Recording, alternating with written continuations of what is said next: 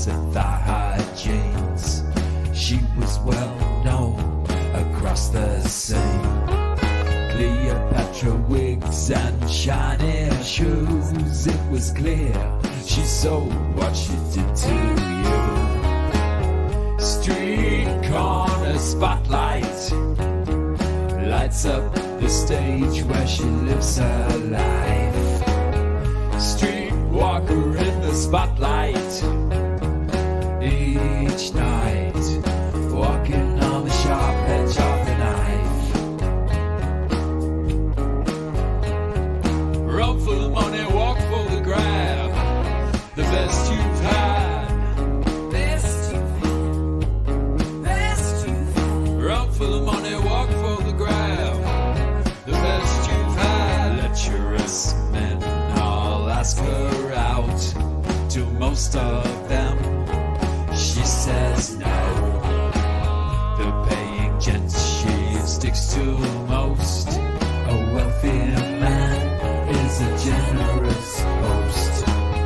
Street corner spotlight, a delicate shade to enhance skin white. Streetwalker in the spotlight, flesh painted on, skin tight. Run for the money, walk for the grab.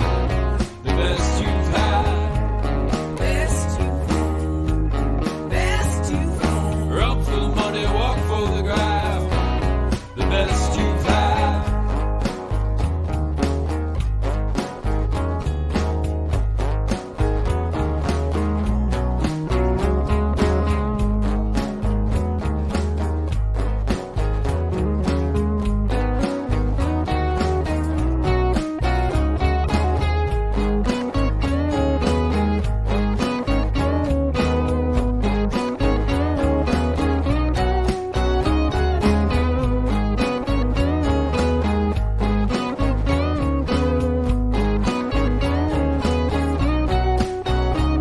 She's jumping, she's grabbing, she's keeping up the game.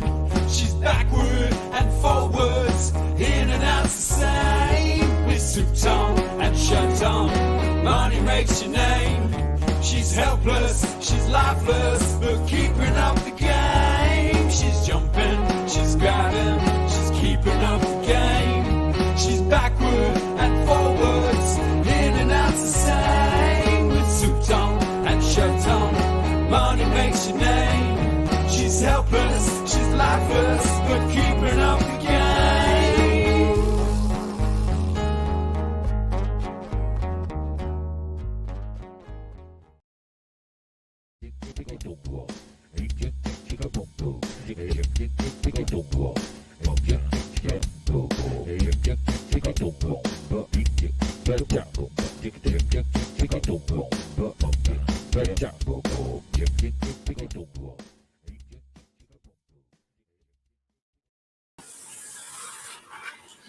G'day, you mob. How's it going? Got quite dark, aren't I? It's all cloudy and rainy and stuff. Yeah, sorry about the delayed start. Had bloody, what's he called? The garden maintenance man showed up. Then I had to go and make lunch for my parents. And yeah, now I'm sat down with a drink and a smoke. Lawnmower man was quick and good. Yeah, just had to chainsaw some branches off a tree that I couldn't get to. So how are we all? Fucking light us out. I shouldn't have done that anyway. How are we? Good to see you all. Welcome back after what did I have? A week off last week. Let's do some hellos. Who got first today? James, 2 on the trot. Look out. How are you, mate? Bucket of kudos, as is the norm to you, my friend, in the post and all that. Huawei, how's it going? Aquamate, the Auntie Donna notification. Did I look like Zach in the photo? I think he's the long, dark-haired one, isn't he, Zach?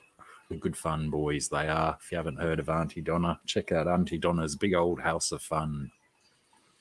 Good show. I think there was only 6 episodes, and they do podcast and all that stuff as well. Very, very, very funny boys. Check out the YouTube channel as well, Auntie Donna. I love you still, Huawei. New local Austin, how do you do? Hey, sorry, mate. It was probably, 18 or 19 minutes you had to wait instead of the 15. Chewy, how are you? Cody Donovan, g'day, mate. BJ, how are you, BJ? Lovely to see you. Waiting for Blacky, dreaming of apple fritters. I'm not sure if I've ever had an apple fritter. I like apples and I like fritters.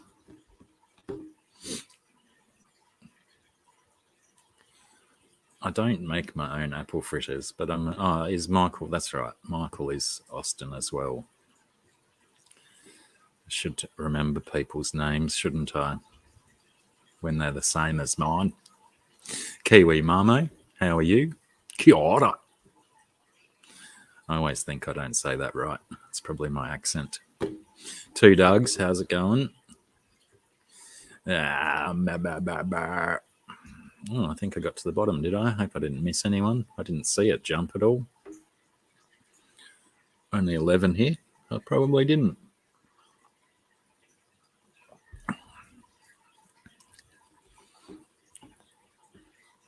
Yeah, remind me before you go, Chewy, and I'll shoot him a message or something.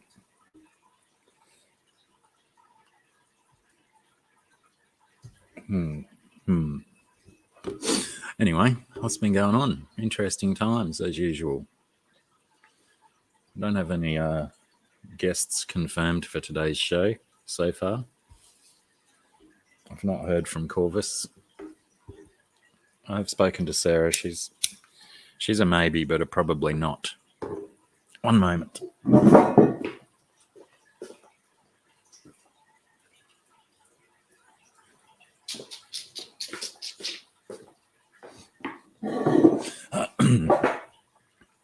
Yeah, she started a new job on Monday and yesterday and has today off, but is pooped and beat and in a state over everything.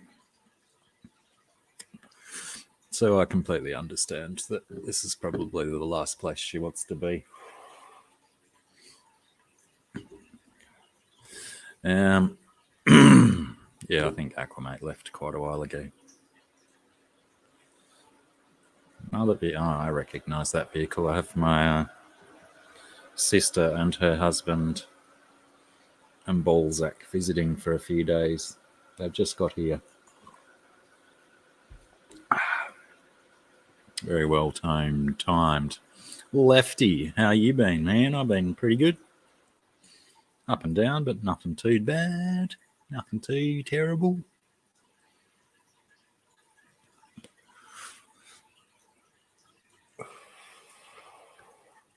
Yeah, pretty decent, thank you. Does anyone know?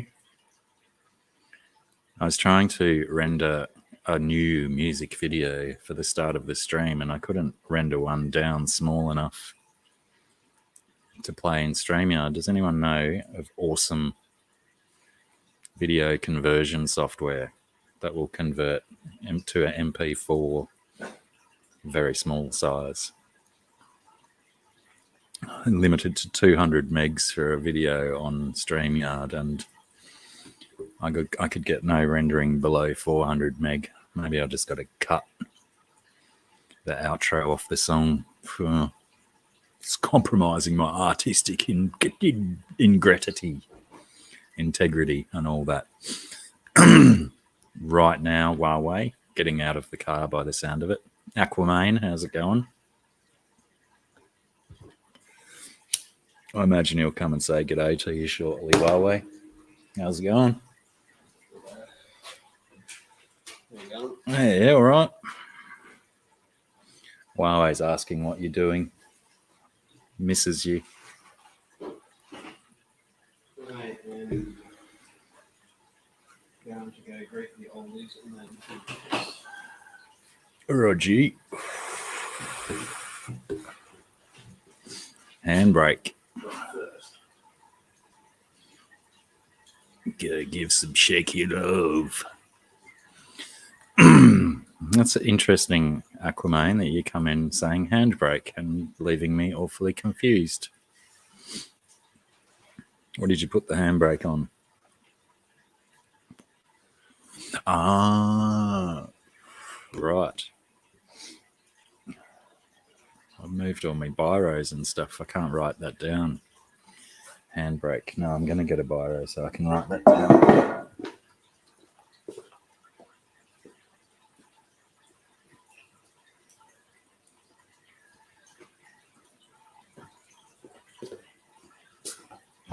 And is it once you've got a existing MP4 file, you can compress it to smaller, or do you start with a different type of? Hello there. Whoops, can't spell.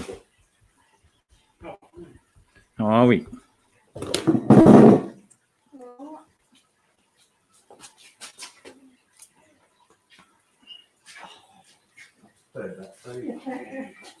Real.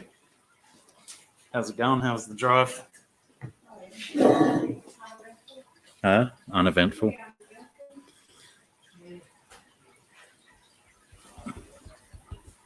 Video encoder.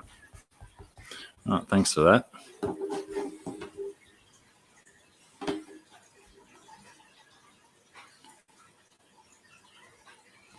All right. Chewy backs it as well. Pardon me.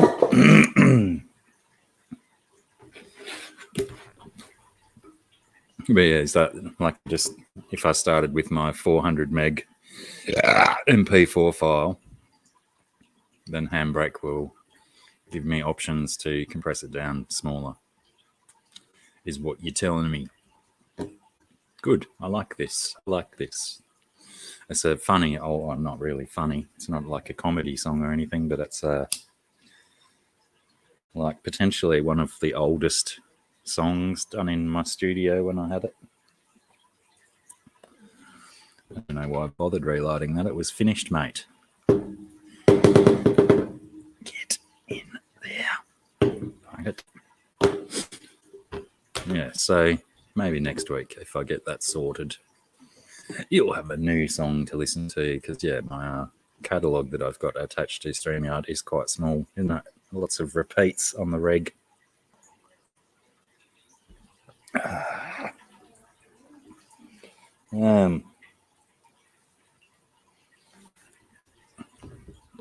Yeah, so if no one turns up, we might have a reasonably short stream today for a change of scenery. We'll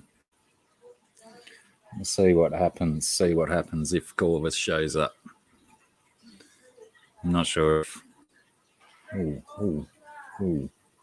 My internet's going to crap out. All these extra devices just showing up and logging onto the network. Let me know if I start stuffing out, breaking down. That says it's good, but yeah, it must just be crowded.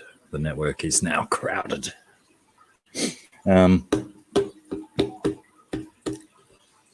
Got my window fixed. I know that happened after I seen all you people last. I wasn't here, so I can only guess that a rather large bird flew into a window and smashed the window. And I'm a little bit frightened of glass. Funny being a fish tank person, but yes, the amount of glass that was left in the window frame was quite daunting, considering it's up high. And I had to, you've got to lift those metal windows up to get them out of the bottom groove and then lean them a bit. And I've got all this glass in it going like this, wanting to fall on me and cut my hand off. But yeah, I successfully got it down and into a TV box and off to the glaziers. $60 later, new window. Now it's perfectly clear, and another bird's probably going to fly into it. most likely.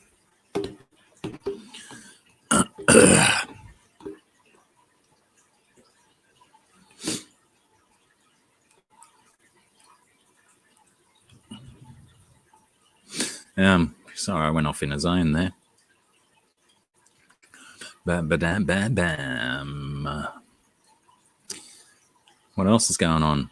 Someone asked me a question, so I've got something to talk about. I feel so talkless at the minute. Oh, look out. This guy might be something to talk about. Hello. G'day, lad. How are you? I'm all right. How you doing? Oh, I'm all right. Sounded interesting, that response. It sounded like you're not really all right, but you're putting on a brave face. Yeah. G'day, GRB. Gone through a lot of cleaning up, like stuff in the garage that's just been sitting there for years, and we got an 8 meter square skip bin and filled it up pretty much within a day. Wow. And there's still more. Yeah, I know that feeling. I've started that process. I've had a trailer here for the last 3 or 4 weeks just trying to clear out some old garbage. And it's just it's such a daunting task because everywhere you look, there's, crap that could be rubbish, could be thrown away. And yeah, what do you keep? What do you chuck? Chuck everything. Yeah. That's what I did. So I had a few dreams of regret last night. I was like, damn. Why did I throw that away? That sort of thing. Yeah.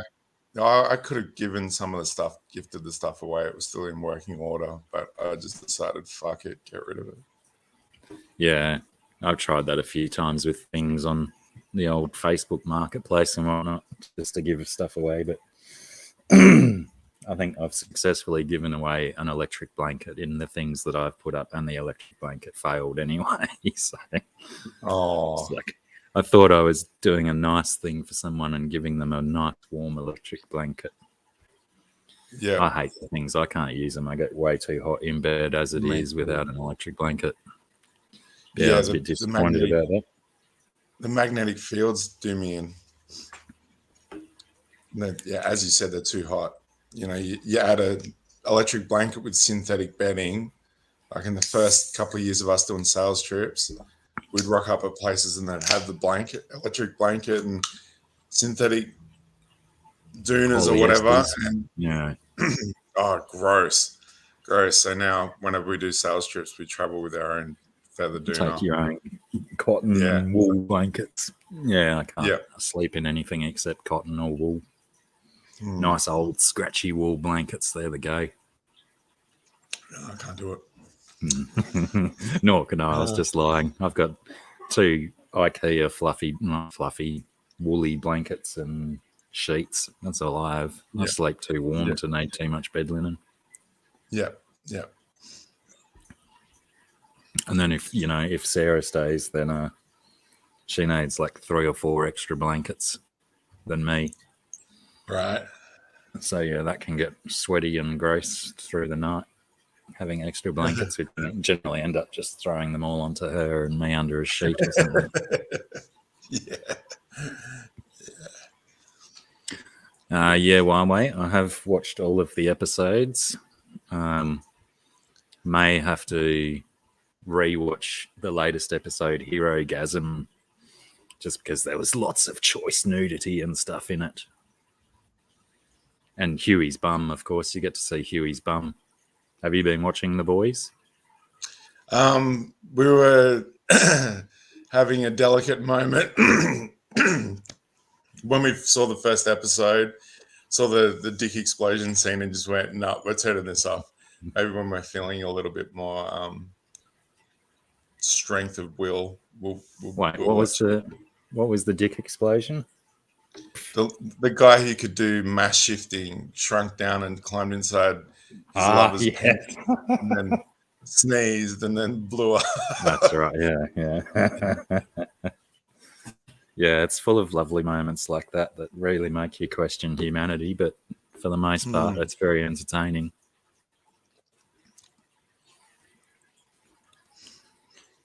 Yeah, it's 18 degrees here, GRB, but it doesn't feel like 18. Around my ankles, it feels like 7. Got you, bastard. That's a good point. Cold sinks. Do they put the thermometers? But where you place your thermometer would make a difference. Yeah, well, like yesterday was the prime example of that. You stand in the sun and you start to sweat after 4 minutes, and then you get into the shade, and it's incredibly cold. Well, incredibly cold by our standards, not by Washington or Wyoming standards. Yeah, that's where I feel the most at the moment is on my ankles. I'm almost tempted to put some socks on because I've been neglectful and haven't put socks on yet. But now the sun's coming back out, so I'll be right. Maybe. Tough man. The first thing I did when I woke up was whack on some socks. It's like, no, my feet aren't having any of this. I'm inside. 9 degrees over there, Kiwi. My totties are cold. I don't know if that means your boobs or your toes. What are totties? Toes, I guess. Yeah, if it's your toes, then I apologise for mentioning your boobs. Did I just say hi to T-Bones? I'm so forgetful. I'm switched off. But yeah, I still highly recommend The Boys. As long as you're find yourself in a less sensitive place before you sit down to watch it, because a lot of it is very, very, very, very, very confronting stuff. Especially the we've been treated this season so far with Homelander's spiraling mental health, I guess you'd call it. He's been losing his shit, going nuts. He hasn't really done it yet, but you can see it's coming, that he's going to be doing some exploding soon.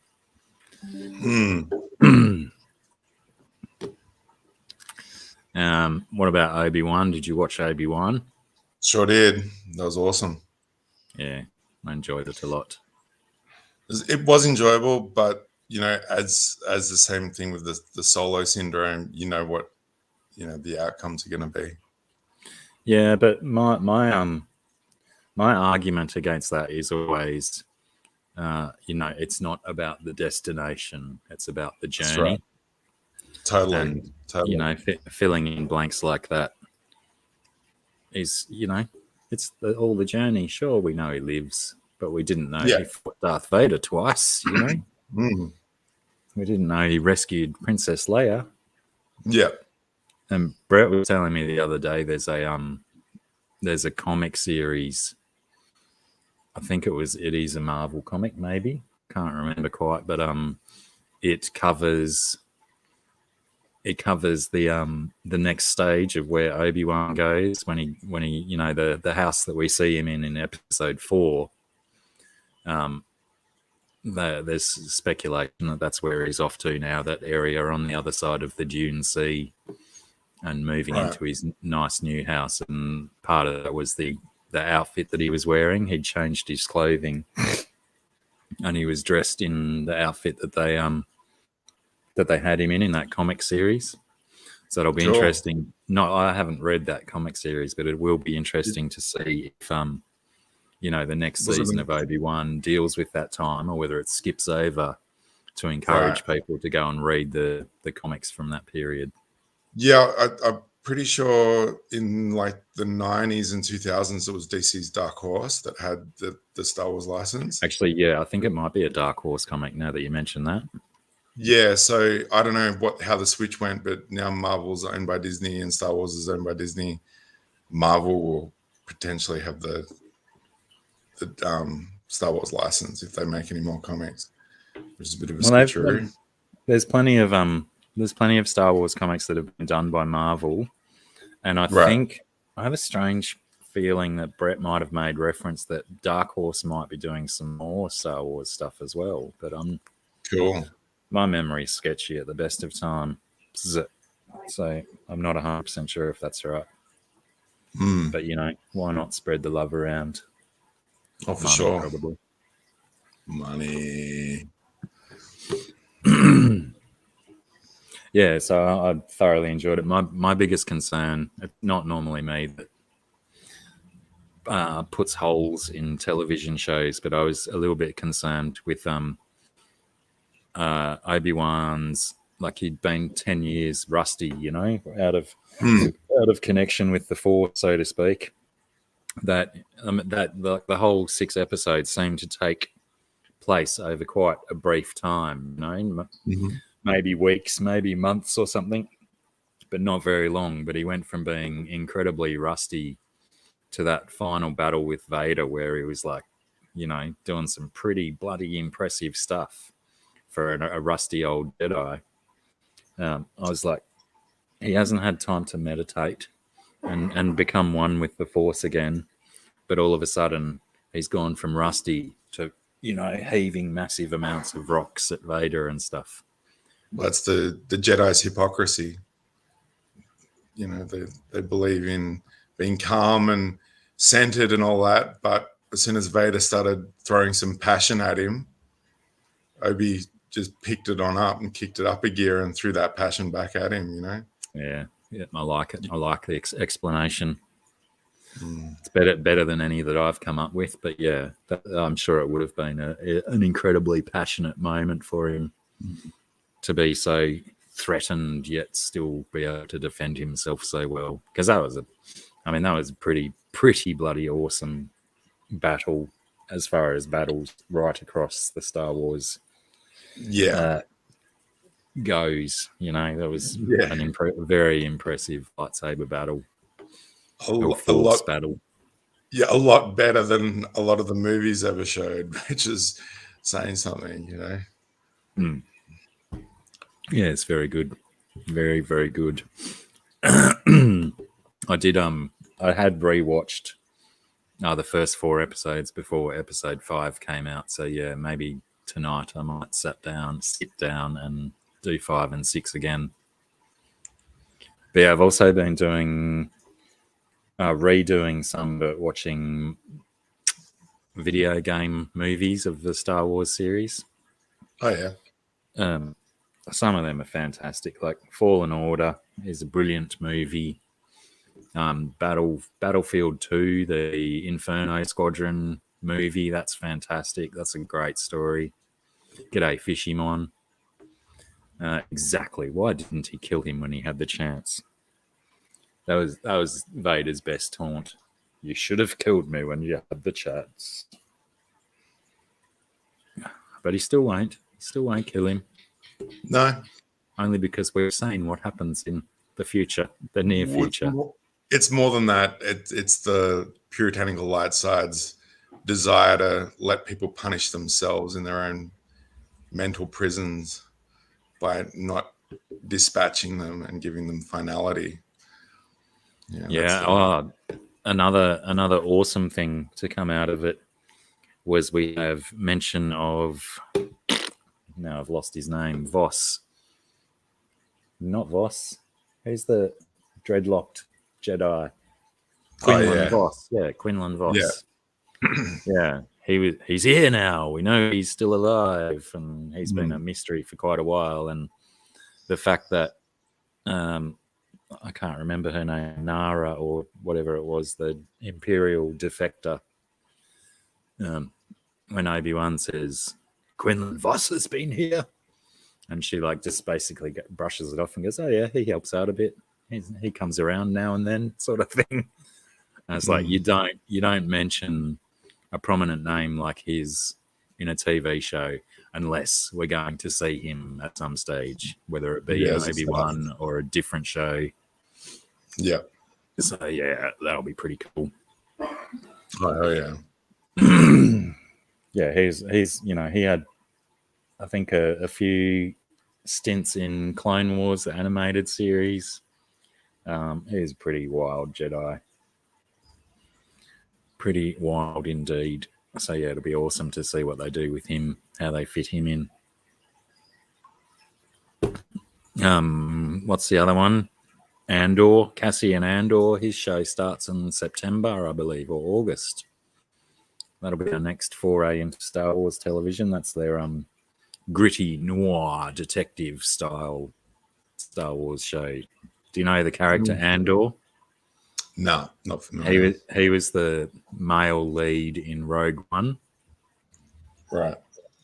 I mean, again, we know he dies at the end of Rogue One, but he was like a detective in the underworld sort of thing. So we're going to get this gritty detective story, which will, potentially open Star Wars up to, a new range of viewers and stuff who like their CSIs and their law and orders and all that kind of nonsense.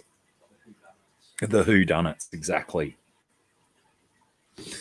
So yeah, that'll be an interesting show, and it'll be good, something a little bit different to what we're used to. It's good that they're mixing it up a bit. Yeah, lots of Old Republic and High Republic stuff that I've been watching snippets of on YouTube as well. There's so much bloody lore, as in LORE, out there with Star Wars. It's could just never you never learn it all. Brady said he's doing a chronological listing of all Star Wars publications, so books, comics, movies, TV, video games, all in chronological order of release of in their timeline.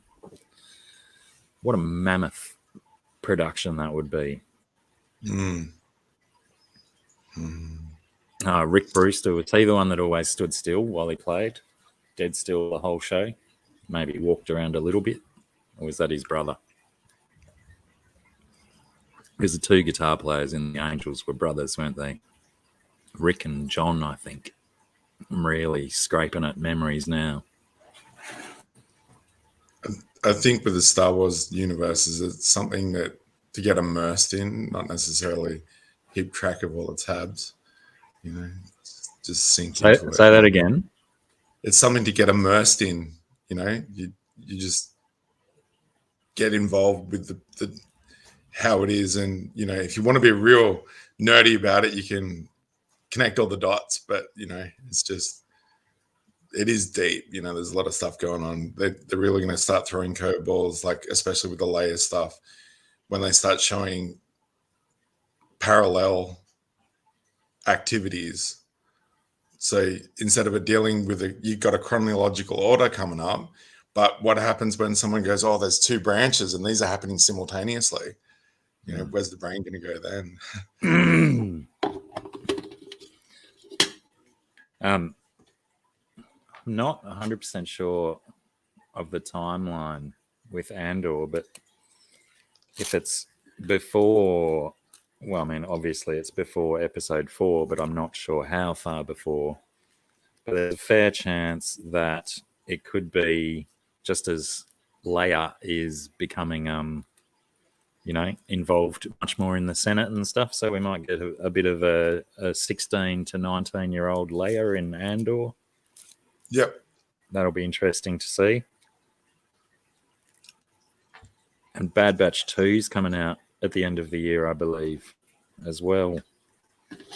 That'll be interesting to see who they tie in with Bad Batch 2 as well.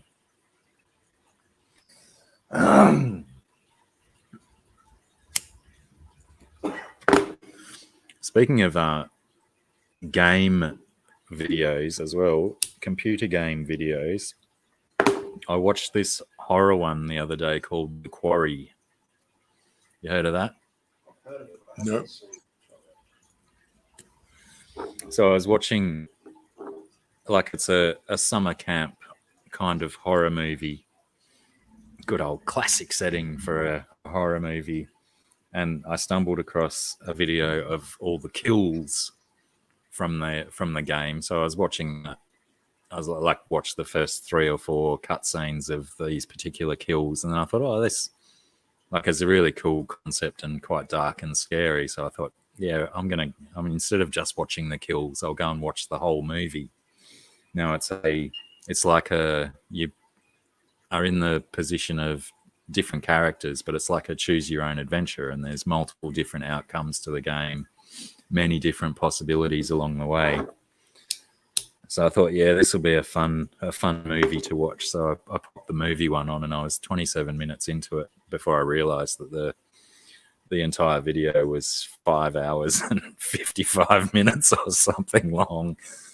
Damn. And then I found one because I wanted to know, after watching, a good solid hour or so of that, I wanted to know what the gameplay facet of it was, how the gameplay actually occurred.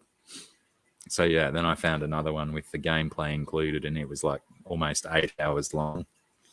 But at least it showed me that it is basically just making choices along the way. You're not actually. Sometimes there is walking around, third person walking around sort of scenes, but for the most part, it's just making choices and decisions. So I went back to the 5 hour version because the gameplay bits do get a little bit boring and tedious.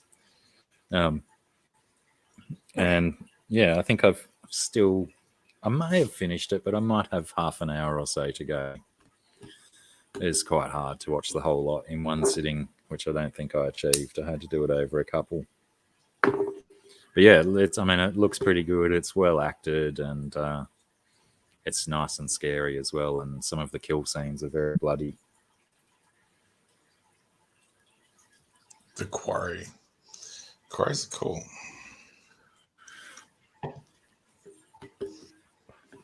Yeah, again too, there's so many related videos out there because of the all the potential different endings and whatnot. So yeah, there's it ends this way video, it ends this way, everyone gets out alive, everyone dies, and you can watch all of these.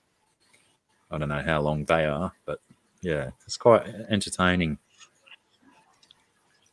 I don't know if I'd play the game. I probably would, but it's been spoiled for me now, I guess. Yeah, it's good. Yeah, Good fun. Done it good. Yeah, it'd be cool to play a modern Star Wars Battlefield game. They were really fun back on PlayStation days. Well, didn't they redo Battlefield 2? Re-released it with some upgrades and stuff, I think, and it came out maybe a couple of years ago. Okay. But I did buy that on Steam and played it for a certain amount of time until it got too difficult because my gaming skills are not what they used to be. Even they might not have been very good in the past anyway, but I get to a certain point in a lot of games where I just can't continue because my skills are too shit. Okay. But yeah, that one was a good example of that, especially the flying stuff in space. That's really hard for me to do. Oh, I love that stuff. Yeah, it's better in it. I get too disorientated. Yeah, Emma's the same. I love it, especially planet side. I think it was Battlefield 2 with the bomber, where you're in atmosphere on the moon or whatever, and you got to bomb targets. And it was like I worked out how to do dive bombing so well. It was so enjoyable, setting it up, inverting the craft, and swooshing backwards down over the target and dropping the bomb perfectly on target. Crikey. So good. Yeah. Yeah, I wish I had that level of skill. It's just about point of reference being a floating point rather than a fixed perspective needing it up or down. Like when you're seeing it from a perspective. Sense. Yeah. It's a bit of a mental backflip, but once you get used to it, it goes off. Hey, Scotty.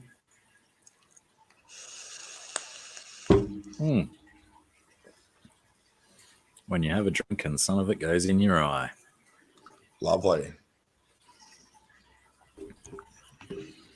Rudy Sarzo.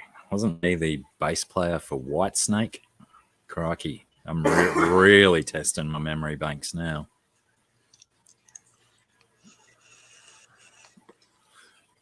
sure he was, though. I think he even played with Ozzy Osbourne for a little while. I could be wrong. I'm going to wander over to the fridge and top my beverage up.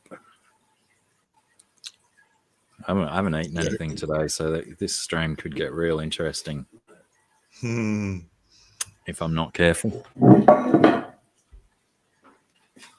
I'll leave for 101. Yeah.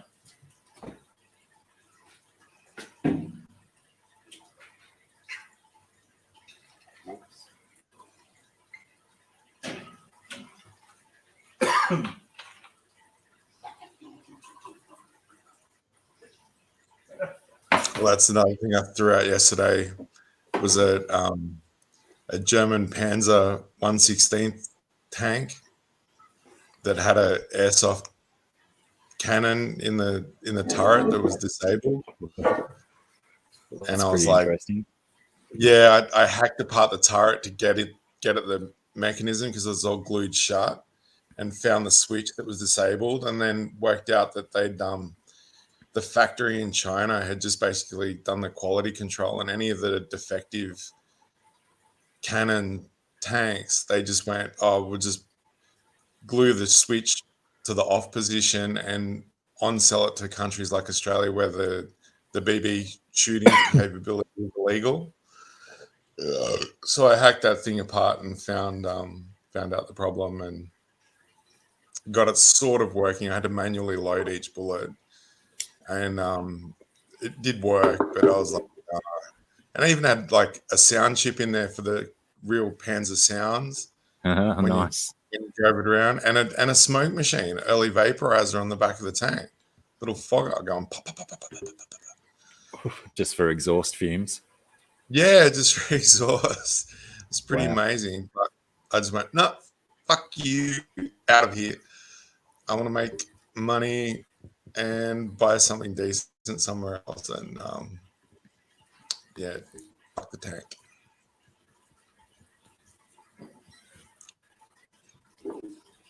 Oh, yeah. Different band there, T-Bones.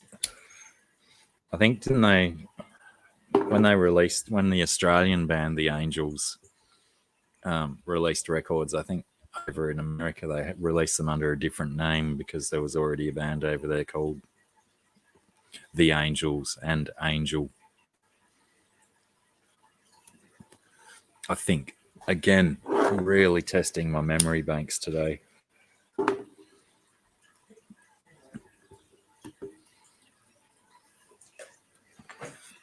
Shot water balloons. Yeah, I liked your bottle of cola. That was a good one. I still think you should have shaken it up more. Get all that pressure in there, then it'll split open and explode like crazy. Oh, look out. Everyone's rolling What's in up, late nerds? today. Hi, nerd.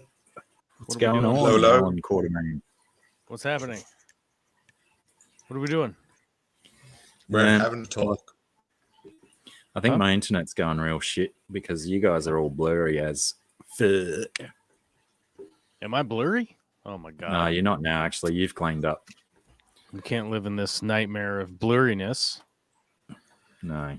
We must increase our internet. Oh, my dog's barking. Coughing. Hey, what are you doing? Yeah, it's sort of because there's on the StreamYard, there's a symbol for your internet strength, and pretty much as soon as you guys all rocked in, it started dropping, and I just figured that was because all these extra devices signing onto the network all of a sudden. You got it. Why not? Why not go for it? Why not go for extra devices plugged in is the problem? No, it's because you are in Australia and it's real far away. That's why. Yeah, that'll do. I'll accept your reasoning and your Because justifications. the series of tubes is like way far away, right? Yeah. So what's new? What's happening with the Z-Beam and Dr. Blacky today? Well, we're a little bit chilly. Is it cold? The sun, it's a little Yeah. bit cold, but it's not too bad. It's still quite nice. What is it in we've been- Fahrenheit? Mine says 18 degrees centigrade, so I'm guessing that's about 59 Fahrenheit. Is it? No idea. That's what we've got the chat for. The chat does all of our serious calculations. But yeah, we've been having like regular standard autumn weather for us the last week or so, where it's really dry, nice and breezy, nice and cool in the night.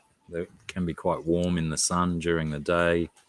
Mm-hmm. But yeah, the last 2 days we've been subjected to more cloud and rain, just for a different story. But thankfully, the week or so of dry weather that we had, gave the ground a little bit of a chance to dry out, so water can actually soak back into the ground instead of causing floods. Mm-hmm. But yeah, we're supposed to have another. A new feature for you guys. Raining with no floods. Yeah, that's strange times. It's a new deal altogether, right? A new deal, yeah. NRA style. It was the NRA did the new deal, wasn't it? We got a potential East Coast low about to hit too, so hopefully that'll fuck off. Is that where it's from? Huawei. I was trying to remember where I knew the name Alan Quatermain from. Is it King Solomon's Mines? Or was he a known explorer? Was he? Did he appear in any other series? Wasn't he like a character that got many books or something? It's likely. You don't know? No. I seem to stump you every week. Yeah, well, unless they're Star Wars characters, I struggle to remember them. I don't even remember all of the colors from Reservoir Dogs.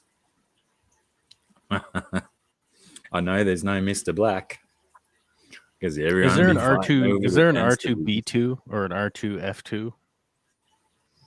I'd imagine so. There's an R5D5. I thought that was pretty slack naming. So it wasn't too far afield from R2D2. Right. He was the little red one that blew his top in A New Hope. That was R5D5. Oh yeah, that guy got roasted. Oh, he's got damn it. a faulty motivator or something. I forgot to send you the picture. There was a picture of C3PO having a ciggy break on the internet last night. Someone's holding the cigarette up to his little gap in his mouth. They didn't want to uncostume him for him to have a smoke. Brilliant. I was watching a behind the scenes, an Obi-Wan behind the scenes, and there was a particular scene where Anthony Daniels had walked off camera while they were filming, and then he'd fallen over in his costume, so you just hear this clang, clang, clatter, clatter, clang. And everyone sort of busts out laughing because old matey had fallen over in his suit. I imagine it would have made actually, I heard the noise. I don't have to imagine it. I can remember it. That's where it's from. The League of Extraordinary Gentlemen. Sean Connery played him, didn't he?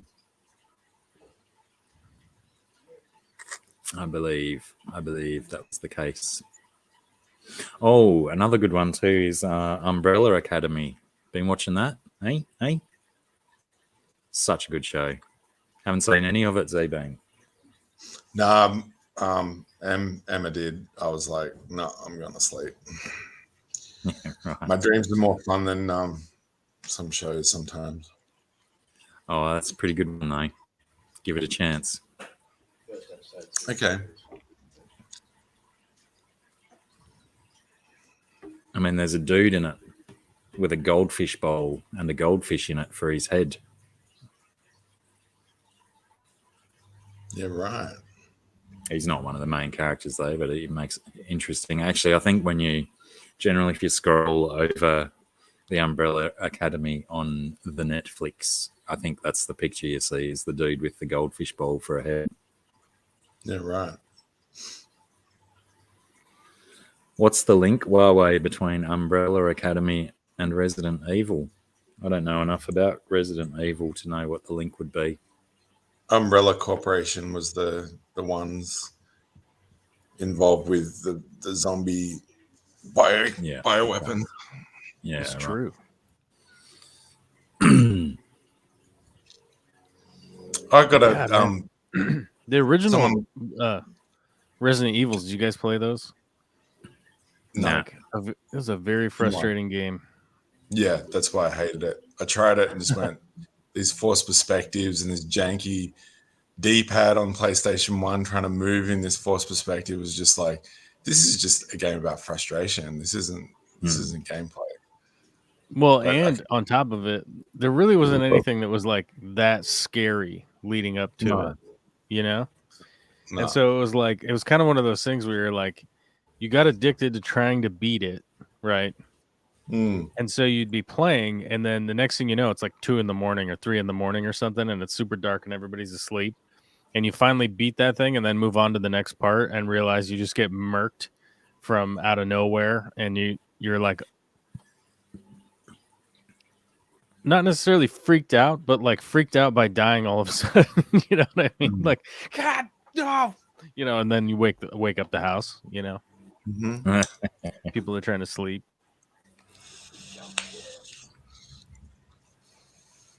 That was the whole premise of the game, wasn't it? Jump scares. Mm-hmm. The soundtrack was good, though. Sound design. I don't think I even saw any of the movies through. I remember some bit where a dude gets diced up by some laser grid on a train or something. Oh, that's in the movie with Mila Jovovich. Yeah. I had a serious crush on Mila Jovovich when I was growing up. Species? How could you not? Hang on, no, that wasn't her, was it? That wasn't her, no. Liar. That's the other You just one. lied. Fifth You Element? liar. Uh-huh. Yeah, Fifth Element. Fifth Element Yeah. in the white straps. Now, who's the chicken species, though? Multipass. Oh, God, who is that? I'll look it up. I was about to, but yeah, I'll let you type. You probably type faster than me. G'day, C23. How's it going? Natasha Henstridge. Aubrey. That's it. Yeah. How are you, Aubrey? It's like I know exactly who that is, but there's no way I would have remembered that. Yeah, she might not have got much more work after Species for getting her boobs out too early in her career. G'day, Ravenclaw. How are you, lad? Good to see you. Someone lent me a VR set, some Oculus Quest thing. It's fucking rad. Yeah, I saw you putting you put a video up the other day with Emma in it. Yeah, she's hanging out in the crystal lobby, In the crystal lobby. having a vape. Yeah, it's pretty amazing. But yeah, I tried this thing called VR Chat, which is like 4chan but virtual reality and hilarious. It's a lot of random. Talk to some alien about American military hardware. It's like a third generation army brat. Oh, so but is it actual people at the other end, or it's all AI? Yeah. No, So it's it's people. the new chat roulette, but in VR. Yeah, and you got avatars and stuff. Like you choose your different avatars, and it's pretty funny having like meaningful conversations with people and having random kids running around or just sitting down and listening to the adults talk. And then they get intrusive and do annoying things and think they're really cool. And then you get random hackers just busting in on stuff with their wall hacks and making really obnoxious noises. And it's the Wild West. It's really cool. My boys had a set for a little while, and I think the only fun stuff I did on it was ride on a roller coaster, Right. or a few different roller coasters. They were pretty fun. That spray painting the wall one that got a little bit boring. Yep. I got access to a pen. Like someone walked up to me and just handed me a pen, and I grabbed it and I was like, okay, how do I draw in 3D space? And that was quite an interesting experience, being able to walk around what you draw on and stuff, rather than just being confined to a flat plane of scribble. So it did just draw in midair in front of you. Yeah. Oh, wild. Magic is possible that you can't do in reality in VR.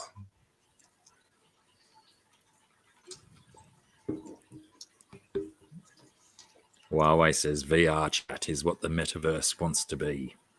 Yeah, it'll never get close. Not with Zuck's controls. It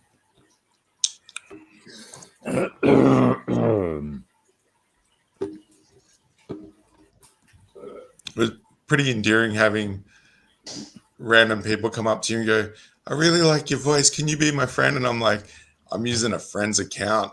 You could make friends with it, but when I get my own set, you won't be connected to me anymore. But I really want to be your friend. Oh, endearing. Oh, sorry. Hilarious. Facebook owns Oculus. Yeah, it does say Meta when you boot it up. Yeah. You're just dick teasing your potential fans, aren't you? Me? Butter them up with your silky tones and then tell them to go away. Go away. Not today. Some kid said, can you say finish him? And I said, what, in Mortal Kombat voice? So I was like, finish him. And they all just went, whoa, he's got a voice on him. Fucking hell. But yeah, I think voice acting is definitely something that I'd like to pursue. Yeah, that'd be good fun. Especially for some animation. Be great fun. Have your voice on an Australian production. Better start practicing all your different voices then. Yeah, I think when you see a character and you hear someone's sort of description of what the character's personality is like, that's when you can craft up the tonality and be that. Or if they give you a inkling, like, can you sound like this person but look a little bit more nasally or a little bit more deeper or gruff, then easy, Put a little fry on it. Skywalker's the Joker. Mark Hamill plays the Joker in all the Batman. Mark Hamill's done so many voice acting gigs. Oh, for sure. Even in the Star Wars universe, he's done He's always done himself. well, and other characters as well. Metalocalypse, he was in Metalocalypse. Which character in Metalocalypse was he doing? One of the main big evil dude. You know how they always had those 7 or 8 dudes sat in a row. Yep, the dude with the mask. Yep. He was, Cool. he was the main dude of them. And yeah, like Balzac just said, the Joker as well. Oh, in the Batman cartoons, yeah. Mm-hmm. Yeah. I always liked Velma better. She gets more cosplay done of her. Oh, Velma. Yeah. Yeah, Zach just showed me a funny meme. It was quite humorous, and it mentioned Daphne's ass, but I was saying I was always more of a fan of Velma instead. There's no shortage of cosplay videos of Velma online. It's true. It's true. It's a deep. There's a deep pool to choose from there. That's for sure. Absolutely. So wait, what happened to you last week? Did you just sleep? Did you just sleep in or what? No, I just wasn't 100%. I was running at about 62% and really tired, a little bit hungover maybe. But yeah, there was Isn't that every day? no. I'm sensible 5 out of 7 days a week for the most part. But there was something. What was on last Tuesday night? Cricket, probably. Yeah, there was. I was up till like 3 in the morning watching cricket. Ah, Generally, it's international cricket that'll keep me up late at night these days. Not much else does. If the Formula One's on too late, I go to bed and watch a replay the next day. Yeah, but yeah, some of the cricket is much more exciting to watch live because sometimes we'll have a cricket game on and then we'll set up a group chat and have a bunch of people chatting together during the cricket and whatnot. So that keeps you awake instead of just drifting off if the cricket gets boring. Yeah, we're in a little bit of we're in a hiatus from cricket at the moment for a few days until a test match starts, I think, between Australia and Sri Lanka. I'm not sure how far away before that starts, but yeah, then It was this way sometime. no, it's not too far away.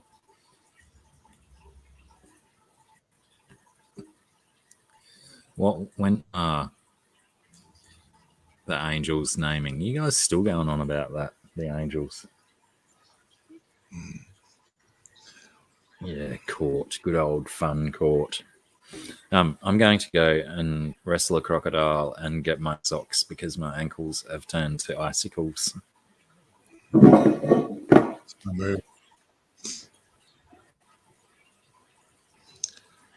So, Sir Alan Quartermain, is there any sports ball that you watch or partake in? me? Yeah. Oh, I watch football. That's for sure. NFL? Yeah. Yeah. NFL football. Yeah. American football. That's the good stuff. So Basketball and baseball. It's yeah. I mean, Yeah. baseball to me is a lot like cricket, I guess, to probably most regular people, Yeah. other than some Aussies and a few Brits and India, apparently. Mm. There's like 9 million baseball games. It's Right. like you're trying to watch all of the base. There's 162 games Right. in baseball, right? Each team plays 162 games. That's a hard slog. That's a lot. That is a lot. Yeah. So it's literally like, oh, hold on, let me check. Seattle Mariners. So the Mariners right now, yeah, their record is 34-41. Right? What are we talking about? What did I miss? They started playing baseball probably 9,000 years ago. And their record right now is 34-41, which puts them 4th place in the AL West. Wow. And I know a lot about baseball. I know everything well, not everything. I mean, I know all the rules and stuff and all that kind of stuff. Like, I know all about it. But it is so hard to follow because it's like there's a game today, there's a game tomorrow. They're all 3.5 hours long. And then there's a game on Friday, and then there's a game on Thursday, and then there's a doubleheader on Saturday, and then for some reason they don't play Sunday, but then they don't play at the same time. So it's like one day it'll be at like 1:35, the next day it's at 5:35, the next day it's at 7:35. Like, yeah, I don't know. I find it like really difficult to track other than check in once a month and make sure that they're still playing baseball. Right. But football, I'll watch like every Sunday for the football season because it's 17 weeks long. Yep. You watch football on Sunday. Obviously, there's Monday and Thursday games, which I normally don't tune in for those now that I have a daughter, right? Because it's like I'd rather hang out with Olivia than watch some other team play. Yep. But I'll watch like the highlights later. Yep. Because you can watch a football game, like they do a compressed thing on YouTube now where it's about 8 minutes and it just goes play like super fast, and they cut out all the dumb plays that were kind of like didn't really matter. So I can catch up on football like that. If they did that with a baseball game, you'd see like a walk, two strikeouts, a hit, somebody scored a run. That was 3 hours. I do like to watch soccer, but since our soccer is like so sort of the B league, if there was like A, B, C, D, E, ours is sort of B. It's a sort of B level of like, oh, that guy just retired from Europe. He's coming here to play, Yeah. like, or, oh, this guy might make it to Europe in a year or two once he gets full grown, Yeah. Certainly getting a lot more popular there, isn't it? Probably thanks to your American girls. I played soccer growing up. Like if there was a sport that I played a lot of, I played soccer, up until I was like 19. So, and I played in tournaments. I played all over the place, so like I definitely know soccer, but you got to say like the high level of organized soccer it's frankly like a disaster. I'm going to be honest with you. Like sometimes I don't know what their strategy is. You mean in America? No, and even in Europe. Like, I mean, they're literally playing to get a goal and then defend for 80 minutes, right? Yeah. And it's weird, like it kind of boggles my mind, at times where you just go like, what is the strategy here? Like they're not moving up the center line. They got one striker. Oh, it's 1-0. So they've brought everybody back. They're hanging around midfield. They're just going to do this for the next 80 minutes, And so it does get frustrating sometimes where it's like, look, you gotta play like a little more aggressively here, but yeah, it kind of is what it is. But I like watching soccer better than I like watching baseball typically. Because it's like, it's 45 minutes and 45 minutes with a halftime, right? Like you kind of, what to expect. Yeah, there might be like 2-3 minutes of stoppage or something, but that's not a big deal. A baseball game can potentially go on forever, just like cricket. Like, it's just tied forever. And these guys, no one knows how to score. They've forgotten. I've been to baseball games where they've run out of pitchers.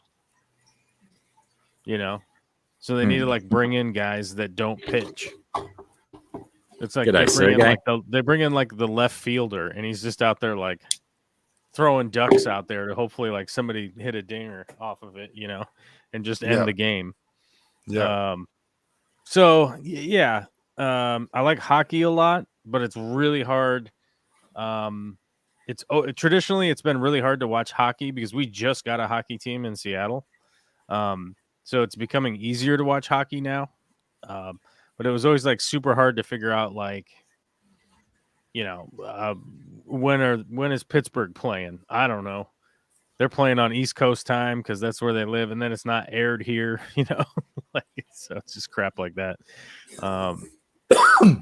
I've been definitely watching a lot more rock climbing lately because I'm planning on putting on a new climbing wall in my backyard. Nice. So that I can get back into climbing. So when I build the new shop out back here at the new house, I'm going to build a outside shop building, if that makes sense, like a standalone garage, wood shop, whatever you want to call it. So I'm actually going to build it with one. I'm going to build it with one exposed tall wall, so that the roof slants really hard going over this direction. And that really tall wall will basically be. I'll have to look up my measurements again, but I think it's about 19 feet, even with the little roof coming down, which is plenty of space to build a really nice climbing wall. I've always wanted to build a climbing wall, and the last house we were going to do it, and then Vicky was like, "No, I want to do this over here and do that over there, and blah blah blah blah blah." But I've verified that's what I'm doing now, so as opposed to like, maybe someday you can do it, right? So you can get it done and cross it off your bucket list like your rain gauge. It's so I can climb, and not have to go to the gym, because there actually is a good gym up here where we moved. But the issue with going to the climbing gym is it's just like going to the public pool, right? Like Yeah. you're like, what's scheduled right now? It's like, oh, little kids are climbing right now until 2 hours from now, and then 2 hours from now something is going to come up. So I want to be able to work out and do practice climbing without having to go to the gym all the time, and then we can have like organized time that we go to the gym like on Saturdays or something and go with the family. But it is an issue until like Olivia grows big enough to actually climb things that are adult sized, So I want to be able to work out at home as opposed to going somewhere. G'day, Alyssa. How's it going? Alyssa says, "Can Justin come use your climbing wall?" Yes. You wouldn't Yes. let her use it with a support rope or something if you're on the ground? Start her young? Oh, for Olivia? Yeah, but she Yeah. can't climb anything she's like waist high. I've got like 6 feet of reach on her. Something wild. I don't know what it is. I have to measure it. But I stick my arm all the way out versus her tiny micro size, But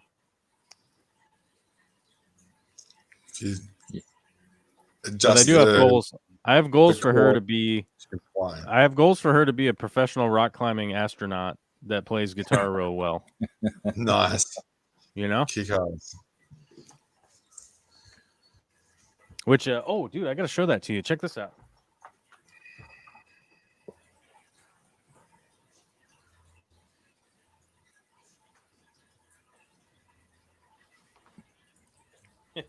This is hilarious. So my buddy, a good buddy of mine is the guy.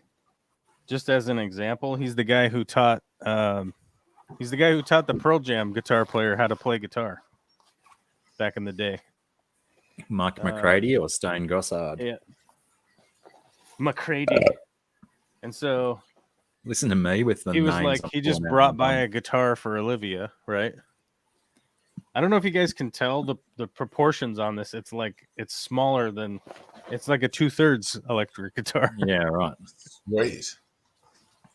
I got one that's a 2/3 scale black and white Stratocaster copy, exactly looking like that. But yeah, one of Sarah's sons has got it at the moment.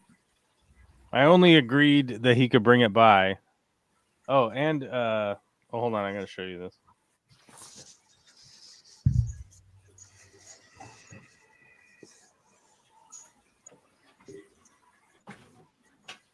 G'day, Alyssa. It's like the world's tiniest orange amp. Nice. Minecraft orange. Yeah, I was just going to say it looks like it was made in Minecraft.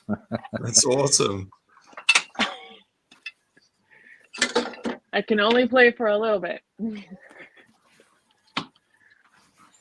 cooking. But if I knew how to play guitar. What's going on, Alyssa? What are you doing? What's Cooking. your Probably failing I at need making this corned guitar. beef. That's cute. Yeah. What's that one? What braid is it? A Van Gogh? I don't know if this is a good guitar. That Probably looks like good. a good guitar. It's probably good for Olivia to learn on. It actually Oh, looks hell yeah. really nice, but you never know these days. I don't know. Yeah. No, that looks I mean- really good. My acoustic guitar that I've had for over 30 years was an unknown brand to me when I got it, but it's a bloody lovely guitar. Mm. Sometimes brand name means nothing. Yeah, In my it's a opinion, startup. The best Pretty guitar nice. is the one that you'll actually play. Yeah. Absolutely. Corvus, it Okay. beats the plastic small one that we've got here for kids to muck around with at our place. That thing's terrible. Janky plastic we found at a toy store. Keep kids busy. Junk. Yeah, it's always I feel that if you're going to get a kid to learn an instrument, you get them a good instrument to learn on. People say that if you learn an instrument on a shit instrument, you get good at it. But, you also lose interest a lot faster if you're struggling with a shitty instrument. Right. You also learn bad habits. Yeah, true that. Yeah, start with something reasonable and they'll excel much faster.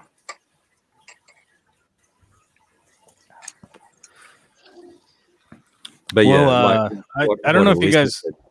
I don't know if you guys noticed. 11 guitars in cases that don't get played very much. Did you guys notice down in Australia that our Supreme Court is pretty much they're throwing out all sorts of rights? Yeah, I'm a second-class citizen now. Is that on the news down there? Yeah, big time. Are they like the United States has gone back to the dark ages? Protest over in Western Australia over it. Yeah, there's people are protesting here about it. It's wild. Yeah. To Australia. Yeah, I read about the sex strike. I think that's a great movement. The women The sex strike? Yeah, the women are holding out. Who? Until it gets reversed. Who is? Oh, I haven't heard about that. Well, it's been all over our social media. Huh. They're probably not spreading it in America because they don't want it to happen. But yeah, a lot of women are going, nope, it ain't happening until this is gone. Sorry, guys. Yeah, I don't know if that's true. I haven't heard anything about a sex strike, but I do know that like the situation is way worse than that. Like one of the OBGYN clinics that I saw a meme about this and I went and looked it up and it turns out it's actually true that they're getting like 100 requests for tubal ligation a day, that women are just getting their tubes tied instead of risking getting pregnant.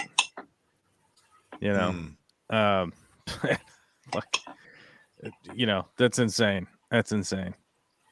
I know a lot of guys who like to be with women are, or more than usual, are going for the old vasectomy now. Oh, that's great, but guys always lie about that. Yeah. Because they're liars. But both operations are reversible. Oh, don't worry, baby. I got a vasectomy. It's all good. Don't worry about it. Don't worry about it. It's all good. Just carry around your medical ID card that says. I still don't want your chlamydia. Right, Sounds obviously. Sounds like a good cause for having a biochip implant that you can verify. Oh, I know. You know, I know. That's that the problem. You can test it the same way that you can test, like do a water test or whatever. Now they send you a test in the mail. Yeah.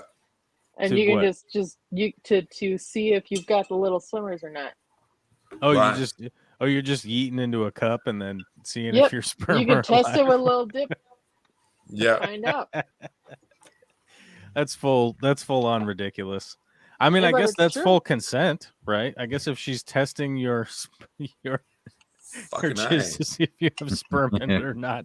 I'm just saying, the technology it seems like we're in a consenting situation. She was testing my seminal fluid to see if I had sperm in there or not. Yeah, I think it was cool. Yeah, absolutely. If you're at a point in a relationship where you're not worried about STD or anything like that anymore, and you're wanting to go forward with other aspects of your relationship that do not require wearing a rain jacket, you can you can test and make sure that all the boxes are checked. Yeah, that's true, I guess, for like regular people. But the reality here is like I've been arguing with like super liberal people that are like, oh, well, I guess now we got a DNA test every single person so that all men will be held responsible for any child that they possibly could have been. And I'm like, you're seriously advocating for a DNA registry? What kind of psychosis have you fallen into here that like everyone should have their DNA at all times on the federal books so that they'll know who every single person touched anything ever at any point in time. And by the way, who's paying for this? I'm not paying for this nonsense. Like, what are you talking about? You know, I just, it's super funny that like this legislation came from the people that want small government, but now they want to grow the government to be able to like constantly survey you at all points in time and whatever you're doing at any moment. Full circle, man. It's Full bizarre. circle. Any extreme push for any direction eventually reaches the center point where the other side meets up. So yeah, it's we already have a DNA register, don't we, for convicted criminals? If you're convicted, yeah, we have that. We have that. Yes, we have that for convicted criminals. Yes, well, of like violent crime and stuff like that. Yeah. Yes. Yeah, we have a registry for that, which makes sense to me. You know, you're like, yeah, you want to track the potential criminals here that like, well, we've already convicted them of a crime. Let's find out if they're in the database anywhere. Like, that makes sense to me. It's like, this guy's been convicted of 3 rapes. Let's find out if we have his DNA anywhere else. Right. But like signing up an infant to have your DNA in the registry just so that you could, it's insane to me. Yeah, I still am pissed off. I'm still pissed off that I got fingerprinted in like 1987 when I was like in the 2nd grade. What was that? 3rd grade? I don't know. It was like the 3rd grade. The cops came to school and fingerprinted all the kids. Oh, for dare? Yeah. Yeah. It was like we need to get your fingerprints so you guys will know what it's like to have your fingerprints taken. It's like, you dirty scumbags. What are you doing? And how is this not how did this not inflict on my constitutional rights to not search and seizure against my private information, aka my fingerprints, you psychos? I was like 7. I wonder how far that got before they put a pin in it. Oh, they did it. They did that all through the 80s and 90s. You know, I don't know. They might do it now. I don't know. We just got to fingerprint you because you're 8. Hey, you're 8 years old. We need your fingerprints in case you murder somebody. But fingerprints are essentially useless unless you've been caught. Right? Just to identify, like, these are your fingers from the last time we caught you. That's you. That's who you are. We caught this. We caught you. And we think it's you. Give me your finger, and I'll verify if we're correct. That's basically the only thing. Because they don't fingerprint scenes. It's like such a, movie, a TV movie thing. You know, like you're gonna walk around and collect 1,000 different fingerprints from a building, and then be like, "Whoa, look what I found." Yeah, not good. G'day, Gaffer. How are you, mate? I remember I argued with somebody at one point in time because they were mad that the police didn't do more to find out who broke into their car, right? Because I don't know what it's like in Australia, but in the U.S., like if somebody breaks into your car, they're like, oh, hold on a second. That's a good one. We got to report this one. Hold on. Yeah, that's a bit sus. It could be good though, because they have more cheap sex than Tinder. Wow! Latch on, everyone! Click that link. Is Tinder not free anymore? No, you need Tinder Gold or Platinum or something like that. I've never used Tinder, but I heard you need to pay in order to get matches. It's been like that's how it works. 8 years for me since I tried. I think you sign up and there's like 900 pictures of me that you just keep having to swipe through, and you're like, what the hell? And then you pay like $30 a month, and then you start to get pictures of actual people that you might want to meet in person, right? I didn't know you at the time, so I have no idea if I had to swipe whatever on your photo before. It's just a picture of me doing this in your bushes. Yes. Yeah, right. Like, that guy's that's my bush. What's going on here? He's in my yard. Oh, I broke Alyssa's phone. Oh, there we go. No, I pushed the buttons and it's the wrong button. Bloody buttons. What are you making? Do me a favor. Does this look like corned beef and hash to you? That looks good. It looks like corned beef. Okay. And then, well, coleslaw, pretty much cooked coleslaw. Yeah. All right. That's good enough. Yeah. No, you did fine. that means. I can't impart how it tastes, so I guess we'll have to go and see. And You didn't try it while you were cooking it? Well, it was in the cooker. You just bite it like a psycho. That's how you do it. You just bite it like you've gone completely rabid. Hey, dude, when's your birthday? Thursday. Oh my God, it's coming up. Actually, it's really good. Is it good? Yeah, it's pretty good. It's pretty Decent. rare that Here, try corned it. beef is not good. Nom nom nom nom. I like corned beef. It's I could have delicious. been prepared for that. I have one in the fridge. I could have had a piece here ready to go if we'd planned that ahead. That would have been good. Next time. No, it was at Safeway on sale for really cheap. So, It's my old man's sandwich meat of choice. So yeah, we need to stock up on freezer meat, guys. We do. I've always got a cold. I fear the or silver side in the fridge. I fear the crazy prices coming in the winter. Can you buy into a cow or whatever they do? I could call and see if we could buy a quarter or a half. Yeah. I don't think I could afford a whole cow. What's that? However much is going to actually fit in your giant freezer. I have a gigantic freezer, and I think I could maybe fit a half cow in there. Yeah. Maybe. Yeah, it's a pretty good way lot. to go. Once a cow's broken down, you realize this is a lot. Holy cow. This is a lot of cow. It spreads out. Oh, holy cow. It's quite a bit once you realize it. And then you realize why, that's why humans keep breeding these things, because they're delicious. And they're pretty rad and providers. Well, it's kind of one of those things. It's definitely one of those things where you go I understand the vegan argument. I just don't know how we're going to meet that goal. And I did vegan for 5.5 years, and it is hard to maintain in a healthy way without eating processed food all the time. Yeah. Right. I know a lot of vegans that are the super unhealthy because they're constantly eating processed garbage. Packaged shite. Yeah. Yeah. I got a cousin who's a beef farmer and butchers his own meat and stuff. So yeah, I'm probably about due to get him to bring us a quarter or a half a cow. Knock him refill the freezer after the floods. Does he have Wagyu cows? Nah. No? Don't you gotta be massaging those all the time in order to make them? No. Just need limited exercise and lots of calorific content to build up. No, actually, it's just the breed. It's the genetic breed. Yeah, right. And the reason that Japanese cows were like that is that they bred them exclusively for specific traits. So you think a corgi is different than a Saint Bernard, right? Right. So they did that. And because Japan had no space, they had to keep their cows in this really confined that's it. zones, right? Yeah. And so because they had to keep them in confined zones, they would massage them, otherwise they would atrophy and die. Right. So it's actually it's way worse than you think. It's wait a minute, you have to massage your cow or it's going to die because it hasn't gotten enough exercise for moving around. Oh, sweet mother of God, get some land and let it walk about.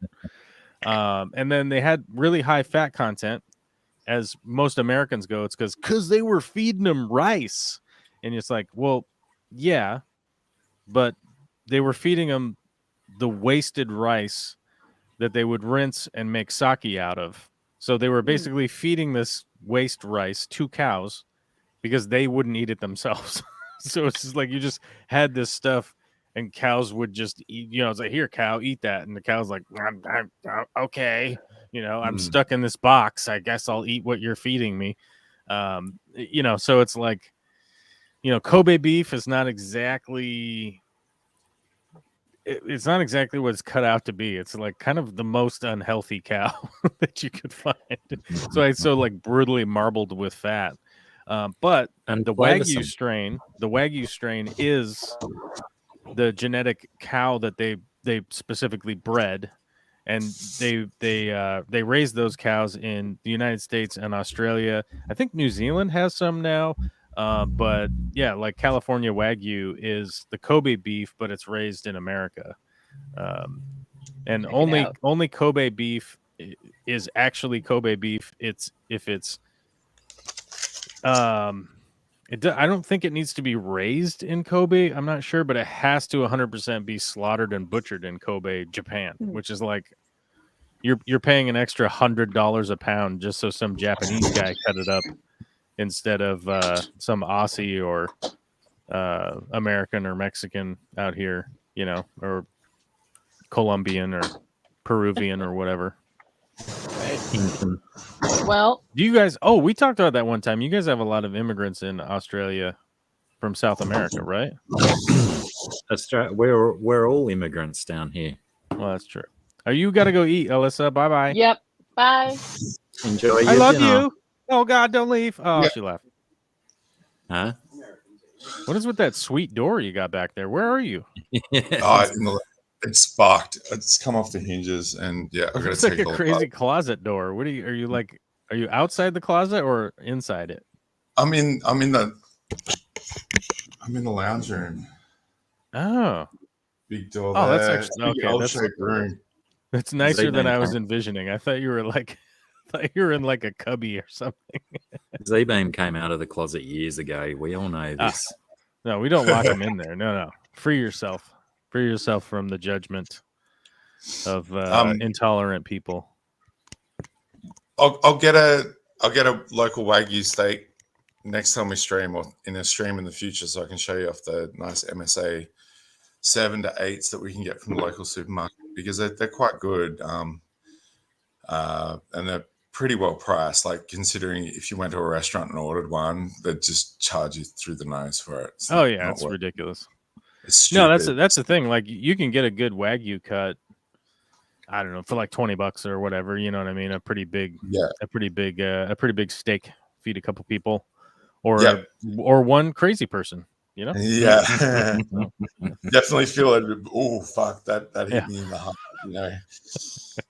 But Yeah, I've cooked a few of them, and I love cooking them, and cooking with really good meat. Like, going back to the guitar thing as well, when you cook with really good meat, you learn a lot. Like, Yeah. when you cook with shitty meat and have to make it good, it's like, oh fuck, you know, this is Mhm. okay.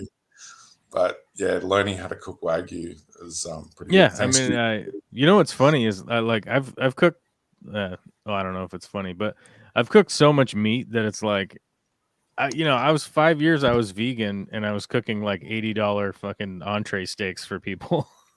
Like wow. being vegan is just like, yeah, let me feel Mm. that meat. Yep, it's ready. All right, send it out. Mhm. People always ask me like, how do you do it? And it's like, what do you think chefs are taking a bite out of your steak before they send it out to you? Like, what are you talking about? It's all part of It the would job. be funny though if there was just a bite missing from the middle of your steak every time you're at a restaurant. Like, oh, I tried it to make sure it was good, sir. I'd Get accept one of that. those- Get a circle knife and cut a circle out the middle of it. Chop. Yeah. I don't like people's mouths touching my food. I just No, it's a not thing. a bite. Yeah, it has to thing be I cut got. off. Yeah. Or like, Yeah. yeah, maybe if you had like the core thing, like they do with sushi, Yeah. like the big sushi fish to check the fat content and Yeah. grade it. That might work. I did. It would leak pancake- out though. You gotta let it rest. Don't mess with Yeah, it. you got to let it rest. Yeah, you can't do it out the middle. It's off the edge. That's I did- I would say the two biggest mistakes. Well, here's the three big mistakes that people make at home cooking steak. Their grill's too cold because it's trash. It's stupid home use garbage. They don't bring their temps, or they don't bring their steak up to room temp because they're scared of imaginary bacteria, even though they don't realize that the steak is like 4 months old. They don't bring it up to room temp, and then they don't rest it after cooking it. Mm. Those are the three big sins that home cooks are doing. I Solid definitely wings. agree with the room temperature thing, but I don't know about resting. Resting. Oh, it's You gotta let it. important. You gotta let it sit. So Just important. let it chill over there for like 10 minutes. Yeah. Don't F with it. Otherwise, all the heme bleeds out of it as soon as you make a cut. Then all the juiciness just disappears.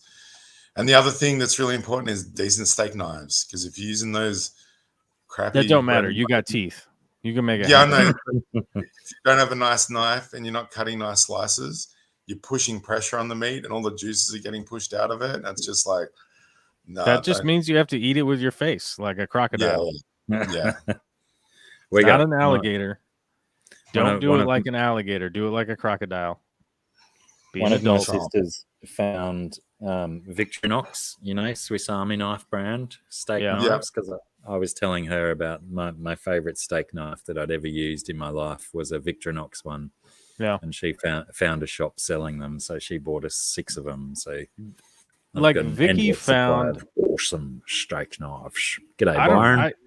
Vicky found like a knockoff Global steak knives, and they are like razor blades, man.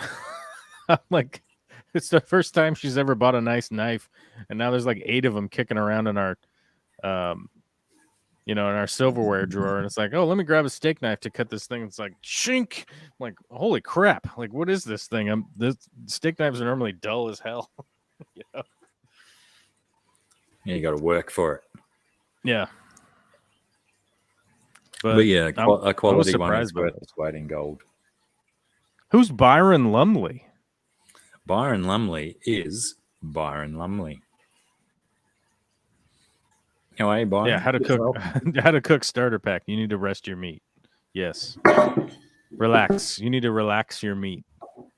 I don't get that joke. You got to let it marinate. You got to let it chill.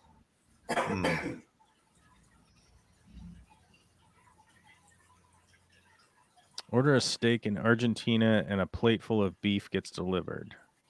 We have Argentinian steakhouses here, and I got to tell you, you're gonna have a brutal pain, because it's delicious and it's like never-ending meat served to you. It is like it's a gluttonous experience, Is it like the Brazilian one where they do the pineapple on the grill as well? It's very similar, different flavor profiles, but it's a very similar sort of situation where you're like, dude, how are you supposed to eat this? And they're like, we're celebrating, bro. One's the Spanish version and one's the Portuguese version, kind of thing. Right. I think that's where the Brazilian one really works, because the grilled pineapple, like the bromidolide, helps digest the meats. Supposedly, but you can't eat like 4 pounds of meat and expect like some pineapple to help you out, Like you're pretty much just feeling the pain for a day, like, oh, it's worth it. I got the meat sweats, It's just like just chilling, like, oh God, guys, I'm sweating. We're like, what are you doing? I'm watching cartoons. Can't take it. It's too much work for my body. Yeah. Well, I'm sure you guys will be happy tomorrow. The Supreme Court releases more dystopian madness tomorrow. They have more. Yeah. So there was not only the abortion stuff, but there was the religion in schools stuff as well. What was that all about? Yeah, religion in schools was yesterday. Some dipshit from where I live crossed a little bit of water over in Bremerton, kept praying at midfield after the football game in a public high school. And the players would go join him in his prayer because they need to talk to Jeebus, because they've been hitting the head so many times. They're seeing a staff member from said school. He's a staff member who's the coach. And the school district told him to stop doing it because it was against the school district policy and every previous Supreme Court ruling up until Monday went against allowing prayer in school from officials. So you could pray in school if it is student. Basically, if the students are the only ones organizing it, if it's student led, you can have prayer in school. That is allowed, but not from the teachers or the coaches or anybody who works there. Essentially, people that are getting paid should not be preaching their religion at a public taxpayer school, right? Institution. Or taxpayer anything. Yeah, they overturned that on Monday, and because the guy refused to stop, and then he got put on suspension, and then he came back, and then he was doing it again, and so they fired him. And so he says, I've got a case. I've been discriminated against, even though it was against school district policy, against the school policy, against, and so the way with how demented our politics have become in the United States, lawyers decided to take it up because we're going to take it all the way to the Supreme Court, and they managed to do that. And basically have multiple justices on our Supreme Court that are super suspect in more ways than one. But they're just decided that they're going to overturn all of this laundry list of stuff that they happen to not like. So that's basically what's happening. That's basically the rundown. They've gotten into power, and they can't be fired.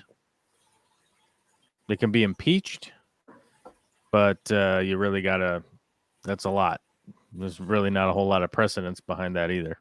So, a lot of crazy stuff happening. And as I said yesterday on my show, I'll say the same thing here. Get motivated. Go vote. Stop donating to stuff. Stop sending your money to people. Stop doing that. Get motivated and find somebody that doesn't vote and get them to go vote. Give them a ride if they need a ride. Give them help to get them to do it. Convince them to do it. There's like 120 million people that don't even vote, or 100 million. Sorry, let me rephrase that. The original count was 120 million. Turns out it's like 106 million people that were specifically registered eligible voters, because some people weren't eligible to vote. So, but 106 didn't million vote, people. So that's like a third of your population not voting. Yep, that's basically what it is. You could have voted. All those people could have combined forces and had more vote than Biden or Trump. So, it's ridiculous. Is it a thing in American politics when there's something you disagree with that you can talk to your local member, petition your local member for change, that kind of stuff? Local politics are far more important than most Americans recognize, because our district representatives, our local mayor, our local city council, all that stuff, if you petition them in a reasonable manner, that doesn't mean just run over there and start swearing F you at them. If you petition them with some kind of issue and bring it up a couple times, they're most likely going to address it. Because over the last 50 years in the United States, there's been basically put that this has not necessarily been on purpose, but people have realized this, other than me, that there are a lot of people in the United States that are super apathetic to the system that is around them. Like, they're just like a good example would be, my vote doesn't mean anything. It wouldn't matter if I voted for this person or that person, because it wouldn't change anything. What happens. Right. Now, the reality is, if you are a registered voter in the area and you talk to your local representatives, they will listen to you because you are a potential voter. They're like, oh, you're a registered voter. You're in my district. What do you have to say? Right. Now, they might not call you. I remember hearing from somebody that was super pissed off that their local representative didn't call them back within 48 hours. But as the conversation went on, it turned out that they called them back after about 72 hours. So like 3 days later, they returned the call and was like, yeah, we want to find out what's going on. You called us, and to me, that's a pretty fast turnaround to find out what your gripe is and hopefully get the ball rolling on doing something in your area. But we're at a point now where people just have to get involved. There just really isn't a different option. You have to go vote. You have to hold people accountable to their office. Did they not with this abortion one? Didn't they not state that it's a federal thing, but it will be up to the states to amend their own laws? So that's certainly where it is up to the people to get more involved at the local government level to speak of their disdain for this ruling, or whatever you call it. But there's been 50 years of precedent that on a federal level, it can't be restricted to a certain point. What do you mean? Can you explain that to me, please? So federally, you couldn't restrict abortion. I'd have to look up exactly what it is.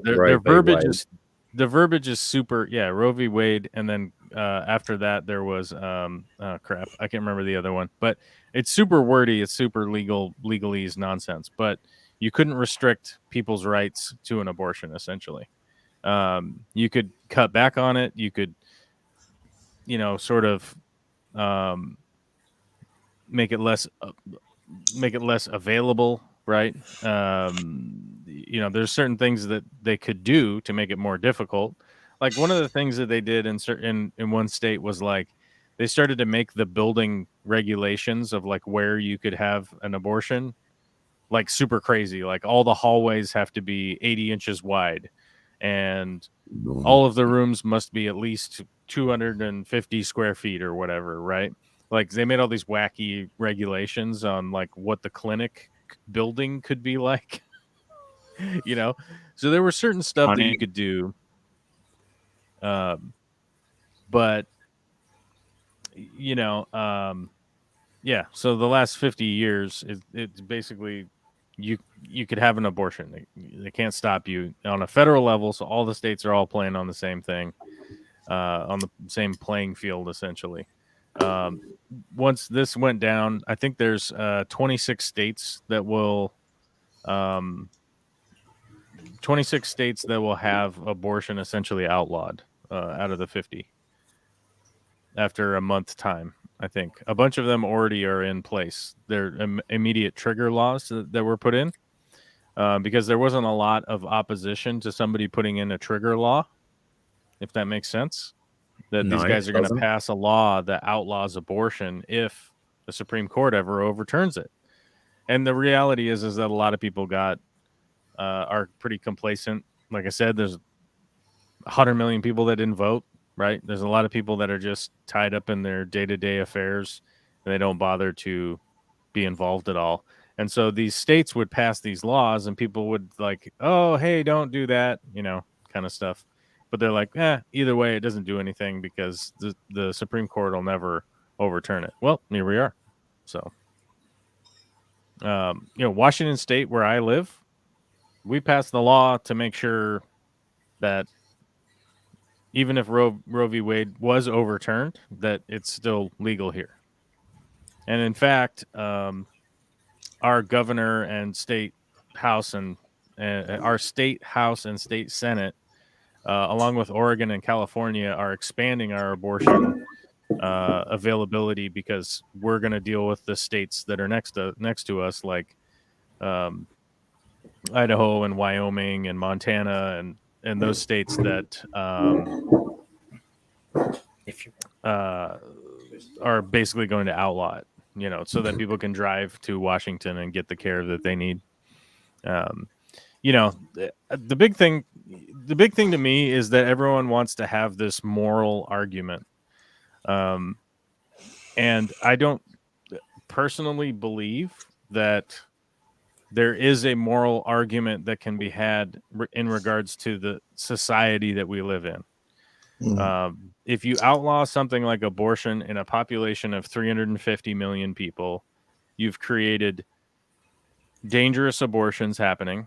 You're going to still have abortions. They're just going to be super dangerous and they're going to kill a bunch of people.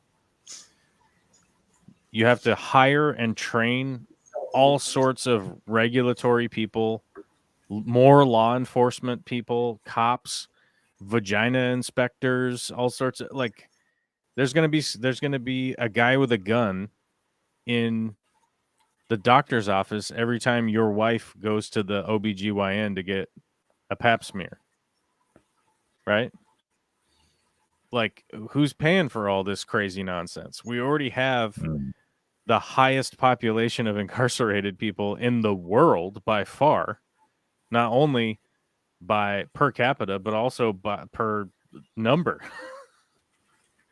So we need more prisons. We need more prisons or more jails. You know, I believe Idaho's trigger law is if you now I might be wrong and whatnot, but I think you get charged with you get like a murder charge if you get an abortion. Jesus. So the jails are going to be overflowing with young ladies who've been forced to have an abortion and got caught. But also here's the problem is like, can you prove that you had your period or a miscarriage? Are we going to stick all the miscarriage people in jail because of suspected abortion? Right? I just fell down the stairs, I swear. Well, I forget the number. I'd have to look it up. But something like half of all pregnancies end up in miscarriage. It's crazy common how many miscarriages you have, like trying to have a baby, let alone accidentally becoming pregnant. You know, that's my big thing is like, are we going to spend like what, a couple $1 trillion trying to check out everyone's vagina all the time, like, and find out what's going on at all points? Like, there will not be a government official in the doctor's office that is better at least be a doctor's assistant or something.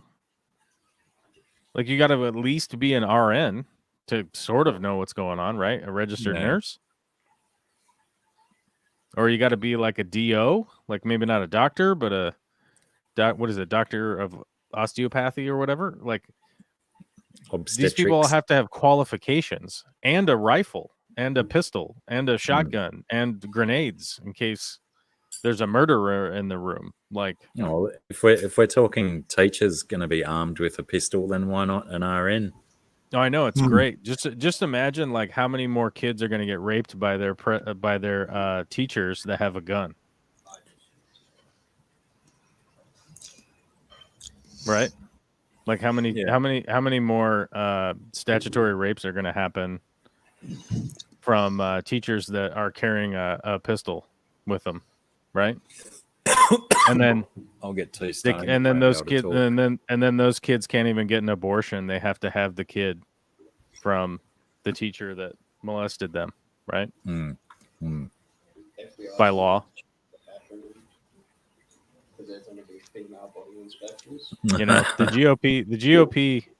GOP keeps lowering the age of getting married in the states. Really? In their states. And you're like, so you want to ban abortion and you want to lower the age that girls can be married. And potentially need abortions. But they won't be able to have it. They'll have to be the baby's mama because it's illegal. Or they what's going to prison. Do you know what the youngest weddable age is in the States? I think it's 14. That's what I was thinking too. It must be right if we were both thinking it.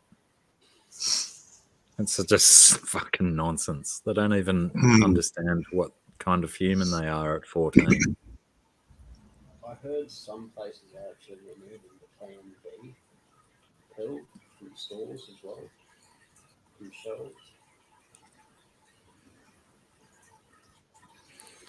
Yeah, interesting bloody times, isn't it? But yeah, it's interesting because it was, I think it's Clarence Thomas, one of the Supreme Court judges in. Oh, Can sorry. you guys hear Zach at all? What's he saying? Not very well. Oh, I'll come around. Righto.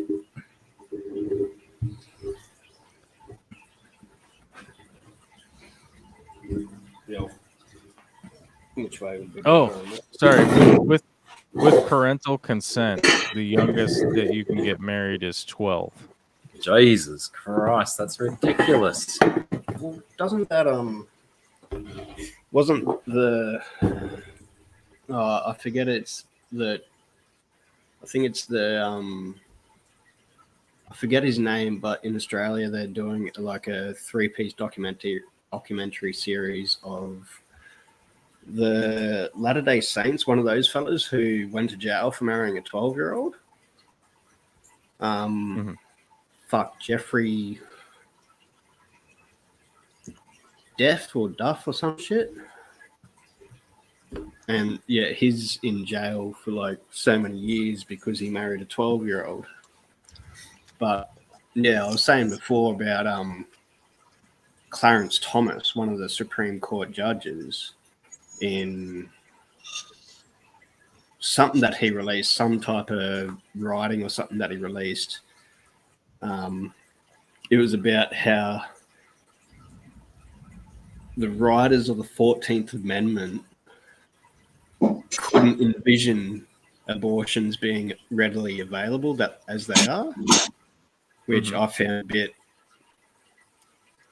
hypocritical as well as ironic when it comes into the whole is it the Second Amendment, the right to bear arms?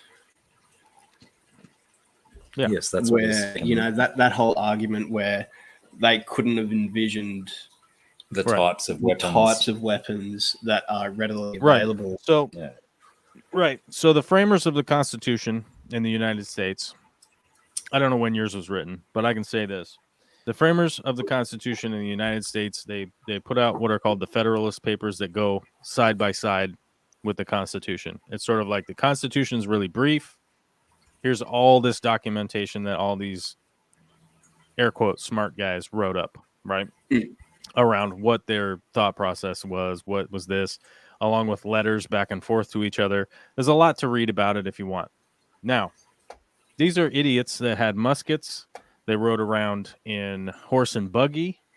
They wrote all this stuff out, and they were fairly intelligent because they included within the Constitution and all of the Bill of Rights and all that, hey, this document is not timeless. This document has a process in which you will amend it and add rights as the world changes, because they expected the world to change.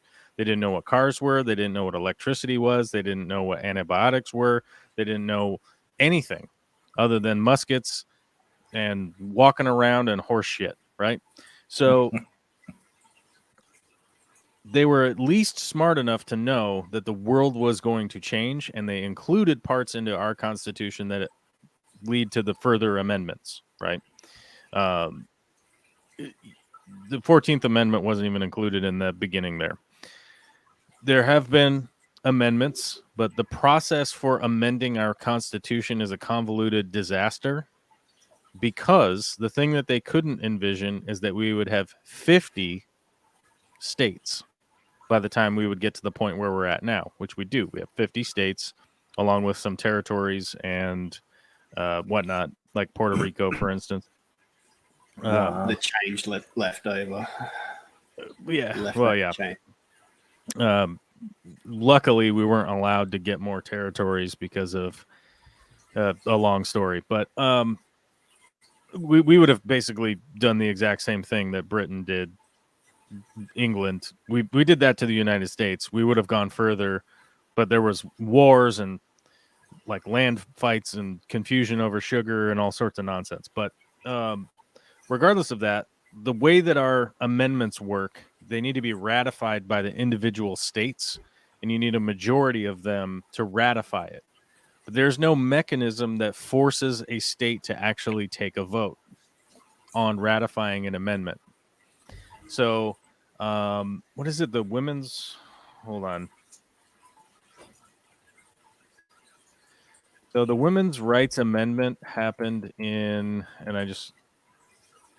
I didn't see Z-Beam's hand signal then. What was it? Is that what There's he did? the equal. What is it?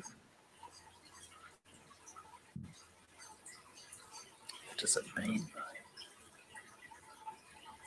There's the Women's Amendment, which is like the 27th Amendment or something like that. I forget which one it is. But there's the equal Women's Rights Amendment that came through in the 70s after the Civil Rights, and it just never got ratified.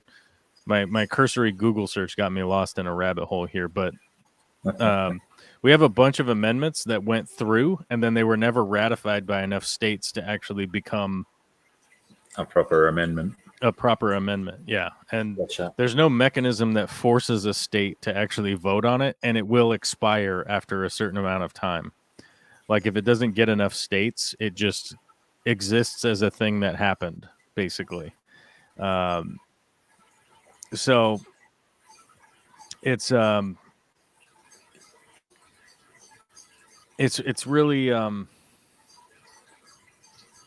that's the thing that they didn't have foresight for, was like, you got to change this amendment process to something.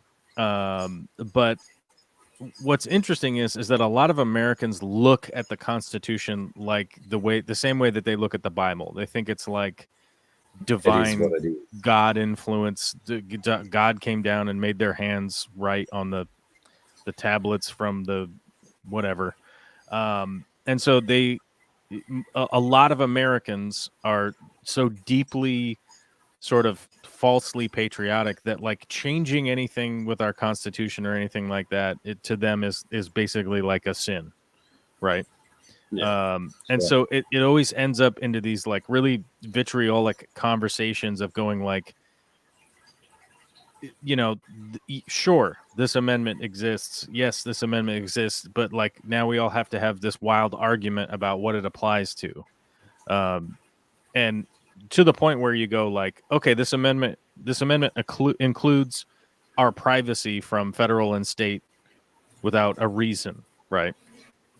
And then it's like, well, yeah, but what does this privacy mean? What do you mean privacy? What comes under the definition of privacy? Are you sure?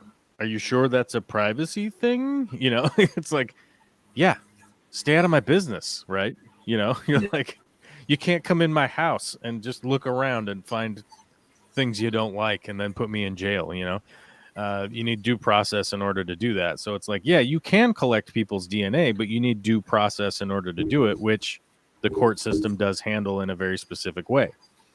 But you can't just come by my house and like swab my mouth and run away and be like, we've got your DNA. Whoa! You know, like that would be an infringement of my civil rights in America. And like, here's an example of why it's such an issue for certain groups in America, where you hear people talk about immigration, right? And they always go, I'm fine with legal immigration, but I don't like illegal immigration. Now, one of the main reasons why they don't like illegal immigration is the process as described within our own paperwork is present yourself on American soil and declare that you are attempting to immigrate. Now, the reason for that is that if you are standing on American soil, regardless of your country of origin, we have to grant you all civil rights. We can't treat you as a foreign invader or anything like that. We have to give you the same rights that we would a citizen. So if you're standing on American soil, we have to treat you the exact same as we would anybody else within the country. So naturally, the guys stand about 5 feet across the border down in Mexico with a machine gun and don't let them step on the official line to stand over on the other side. Yeah. Which is why they go, well, we need a wall. You know, we need a wall at the border, because then as soon as they're standing on our land, we have to treat them like regular people. you know? Yeah.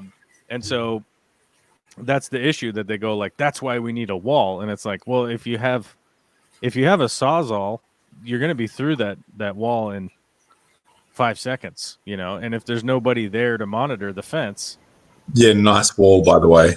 you just get right through it, you know? And then it's like, those seesaw videos at the wall, they warm my heart every time I see them.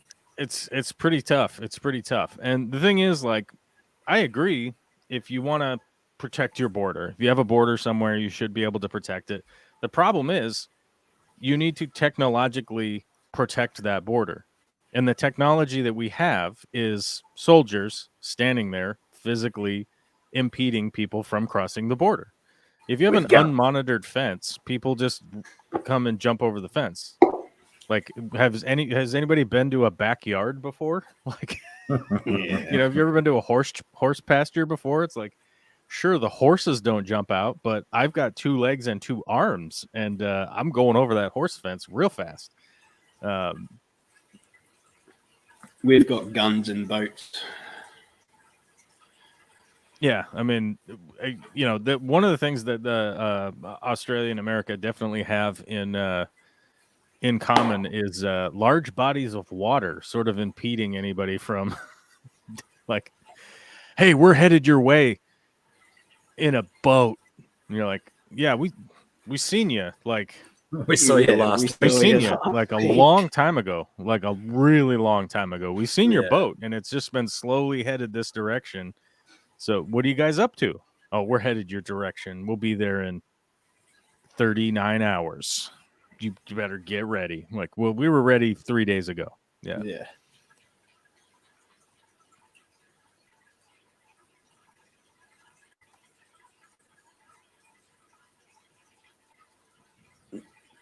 Yeah, just from the articles that I've been reading about what's happening in America with the Supreme Court and that, it's just sounds very sus.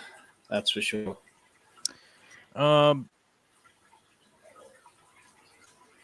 You know, like, one of the issues is that it's essentially been the last what is it? The last about 55 years, ever since our political parties swapped in the United States. So you hear people talk about Democrats, you hear people talk about Republicans, but during the Civil Rights era, Democrats and Republicans essentially swapped platforms because the Southern Dixiecrats, the Southern Democrats, decided to side with the Republicans, who decided to side with really separatist, segregationist stuff. I mean, Strom Thurmond stood out and filibustered for 24 hours straight, speaking and peeing into a bucket and not leaving basically the pulpit for over 24 hours to stop them from voting for civil rights, you know. And then that was their hero, you know. Just kind of gives you an idea of where the parties went from there. And yeah, and that's how they've been. So there's just, since then, there's basically been a us versus them sort of mentality. And a lot of it, you know, I know a lot of people go like, oh, the Republican Party is like solidified behind Trump. And it's like, they were solidified behind Reagan. They were solidified behind Bush. They were solidified behind Bush's kid. You know, and, you know, for instance, the Clintons are like super vilified, like, oh my God, the Clintons, you know, but nobody really mentions the fact that Bush was the head of the CIA. Then he was the vice president for 2 terms with Reagan. And then he was the president for a term. And then 8 years went by and his son was the president for 8 years. How about that? Is that an issue? Oh no, the Clintons emailed and they had emails. The Clintons, you know. Do I think the Clintons are scumbags? Yeah. Hands down. But you can easily trace 22 years of Bush being deeply involved in everything going on in the United States and then just go, That's fine. One was a HW and the other one was a single W. And then the other kid, he was the governor of Florida. That's normal too. Oh, okay. You know, nobody really likes to discuss the Bush family regime that has been. Well, if too many people discuss it, there might become public knowledge how much sway they actually had. And how much they still do. I suppose. Yeah, because he's just a painter now, you know. He's just a guy. He's just doing some paintings, bros. Come on, Such a guys. good cover. It's the best cover ever. Hey, I'm out here doing some paintings, guys. It's all good. Yeah. Who's this Lunatic Rhino? Fringe says that I should look up the Rhino Party, and that's what I was just about to ask. Who this Rhino character is? So that was my nickname in high school, Rhino. I thought Chewie was telling the world to vote for me. Well, I think he's talking about the Rhino Party, which is Republican in name only. So I don't know why he has the H in there. He was saying that the Lunatic Fringe was saying they want Trump, which sort of like, yeah, you know, it sort of just downgrades. It sort of downgrades like my opinion of your intelligence if you're, you know, deeply following Trump at this point. I mean, you know, people from his administration were literally Criminals. Well, no, they were talking today, testifying today in front of court that Trump was trying to march on the Capitol, and basically people restrained him from that, and then he was essentially attacking his drivers to make them turn around and go back. Oh yeah, reaching over and trying to get the steering wheel, trying to grab the steering wheel, and it's questionable whether or not he actually knows how to drive. It's kind of funny. He's probably never needed to. Mm-hmm. And it's funny because the entirety of Trump's life, he was literally a New York, East Coast, New York Democrat, right? I mean, he was in favor of abortion rights all the way up until about 16 minutes before he ran for president, and passed and got through the primary, you know. And then all of a sudden, he's like, "I'm pro-life now." Like, here's all the tape of you being in favor of abortion from like 1976 until like 2015. You know. Now this suddenly changed now. Okay. I don't know why anybody believes. I don't know why anybody believes that guy. Didn't he run as an independent first, then switch to the Republican? No, Party? he ran as a I think he ran as a Democrat in. He ran as a Democrat in 1992. Earlier on. Yeah, 1992, okay. And then he ran as a Democrat in 2000. I believe 2000. Which is funny because I remember somebody was saying that, like, you guys never made fun of Trump this much, and before he was president, before he was our glorious president, and I was like, oh, okay, here's a clip of Jon Stewart from the year 2000, brutally making fun of how much Donald Trump sucks. That was 15 years before he even decided to do anything with the Republican Party. Do I need to go back further when people made fun of him? Because the guy's been a shyster forever. You know? You're fired. Yeah. Actually, that I forget who it was. Somebody wrote this kind of interesting analysis and of why they think Trump became popular again was actually the Apprentice TV show. They were trying to figure out the reason for it.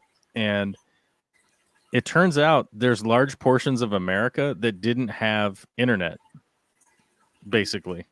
Is that like their internet was so bad that all they did was watch ABC, NBC, and CBS that was broadcast on antenna.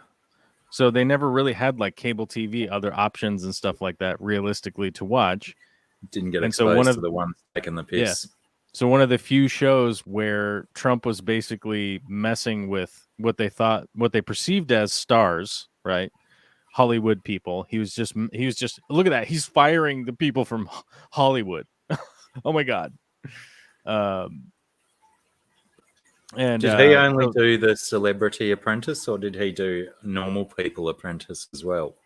I thought. Did he do Normal People? Creator of The Apprentice. I don't know. To be honest with you, I watched snippets and things of that show, and they were just so bad. It was like, how is anybody entertained by this like fake reality TV?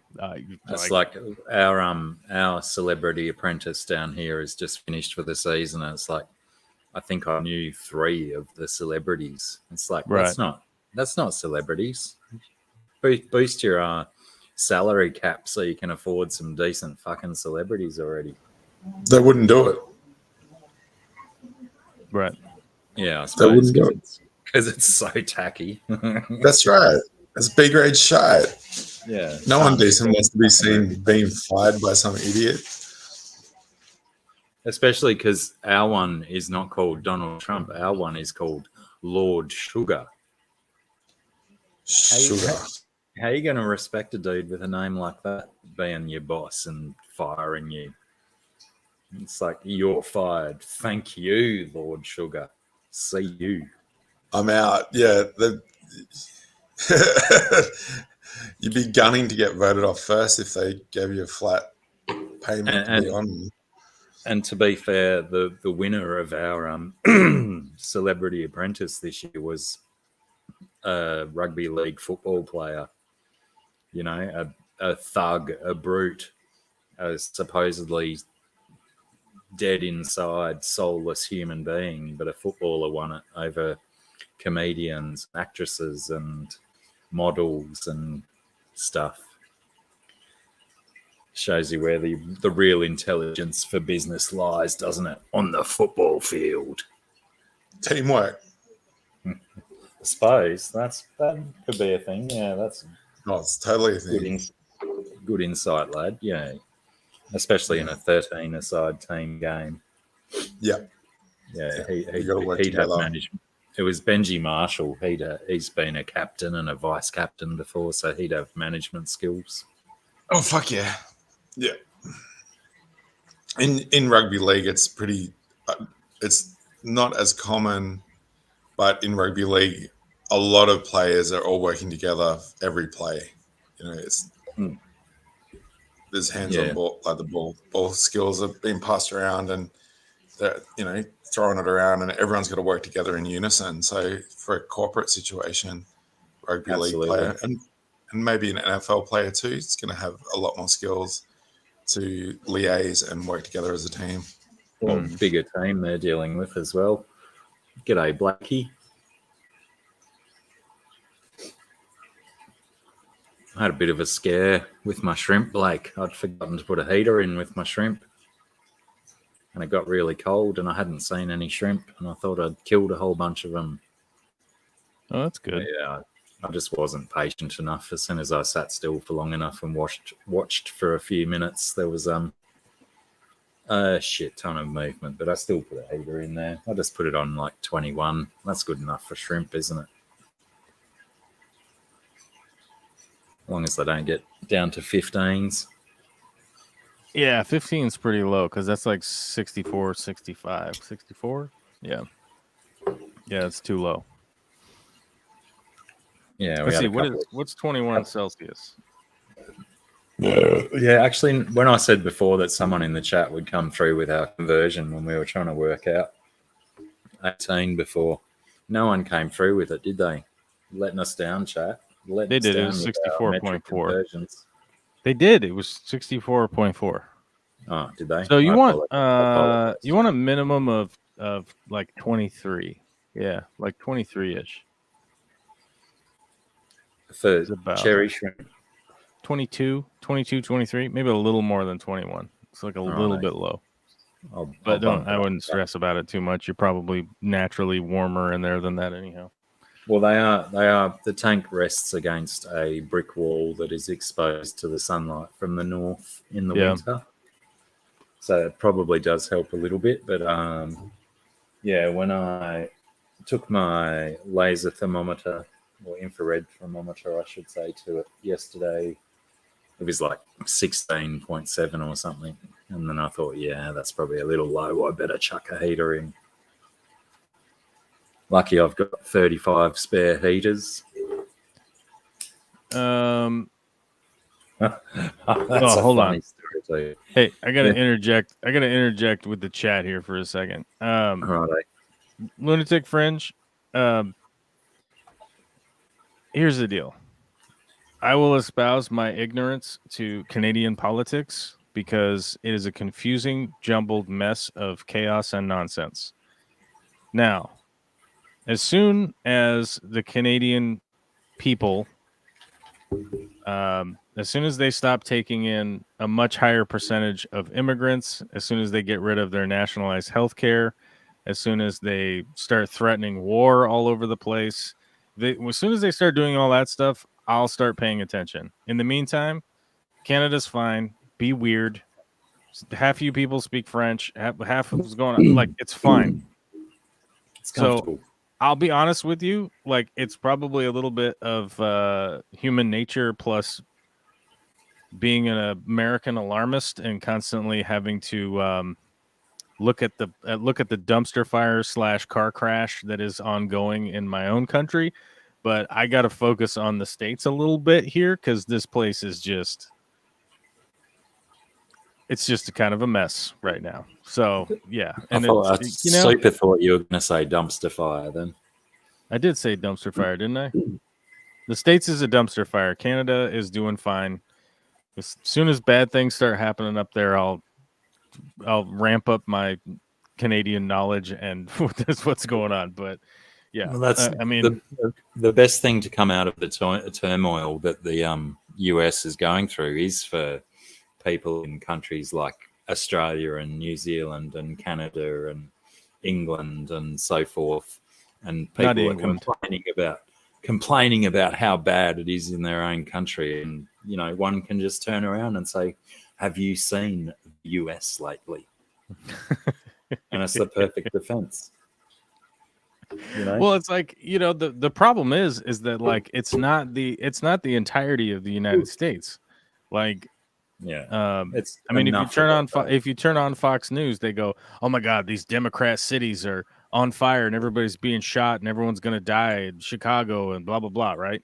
But then the problem is that if you actually critically analyze what is going on with the crime rates and whatnot, like this is the safest the United States has ever been. This is the healthiest that the United States has statistically ever been. There are a lot of fat people. I'll give them that. Don't worry about it in a decade's time. Like economically speaking, the economy is basically as high as it's ever been. Unemployment is the lowest it's ever been, which is creepy. We need more people, believe it or not. And forcing pregnancy on people, that's not really the way to get more people. We're going to get more infants. Nah, we need like a bunch of strapping young 20-year-olds to come here and help us do labor stuff. It's realistically what we need. Let's be honest. Priority 1 for Canadians is to learn the difference between ham and bacon. Priority 2 is start putting milk in an appropriate container. Facts. That is facts. They don't know. They don't know what bacon is. They have no clue what bacon is. They're up there drinking. They're up there drinking maple syrup. I get the thing about the ham and the bacon, but my main concern was, what do they put their milk in? What's their inappropriate milk container? Bags. Yeah. Bags. Do they? Yes. Like milk bags in school. Yeah, like a bag of milk. Oh, right. I haven't been to Canada, but I know all about this. Yeah. Yeah. It's like in Bali when you go to buy a bottle of Coke. Their dollar bill. They'll tip the bottle of Coke in a plastic bag and give you a straw in the plastic bag and say, "Here's your thing," because they want to keep the bottle to get the money back for the return. Yeah.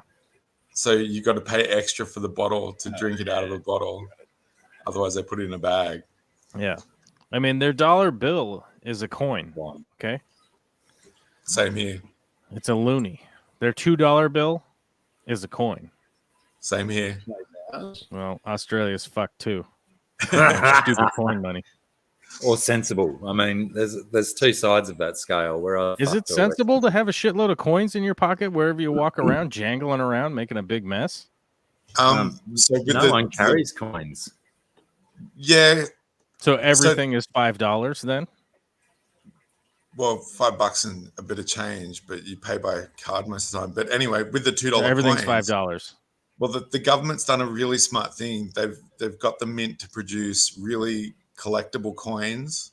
So you'll get people making money out of going to the bank and exchanging like $60 for 10 rolls of $2 coins in the hopes that they get the ones with the special enamel printing on it. And straight away from the bank, you can turn $20 into $60 if you offload the coins to collectors, which takes the coins out of circulation. You realize that America invented that scam, right? Oh, for sure. Yeah, for sure. Yeah. Old people that don't have internet, they watch daytime TV and there's commercials up and down. It's like you buy like a $20 American gold coin for $100. Like what are you doing? Is it gold plate or solid gold? It's gold coin, but it is a felony to melt that coin down. So, and it's only $20 worth of gold. It's $20 worth of gold. That's tiny. Most gold coins have more silver than gold in them. Yeah, and other things as that well. Would make it electrum.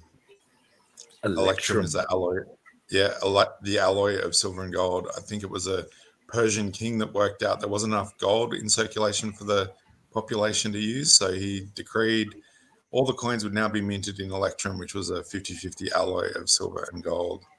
And the old Olympic gold medals were like 70% silver and 30% gold.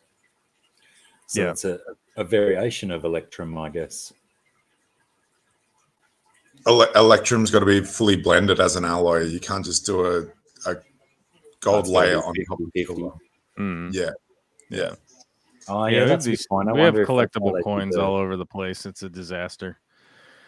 I wonder if that's how they did the Olympic medals, whether they were plated. See, we have lobbies here. We have lobbyists here that lobby for shit like keeping the penny. And those idiots need a job. And they're keeping the penny alive. You know what I mean? They're keeping the penny alive. They're keeping the nickel alive, the dime. They're keeping all that change alive. You know what I'm saying? And they're gainfully employed yelling at people to keep obsolete denominations around. So, hey, we got that going for us. Think about that. Employment, baby. We got employment for people to lobby to keep the pennies around. The penny pinchers, exactly, Blake. Yeah, we got rid of the 1 and 2 cent coins. Crikey, must be 20 years ago now, at least, maybe even longer. Yeah, we got all of it because we're the best. But I always still find it funny that we don't have 1 and 2 cent coins, but the amount of price tags that have $1.99 or $2.98. Still working on that psychology, even you're not going to get that 1 cent back. Right. I wonder how much get it. People are dumb. You reckon you could sell a 2 cent coin on eBay for more than 2 cents nowadays? Yes. Yeah. It's worth more in copper. Definitely. It's worth about 2 cent coins worth about at least 10 cents in copper. I got a 2 cent poker machine, old vintage poker machine out in the garage, and it's full of 2 cent coins. So it could be sitting on a gold mine. It might be $11 worth there. Yeah. That's powerful. You could be rich. I might just hang on to them for the fun of the poker machine. It's old school where you've got to actually pull the arm on it.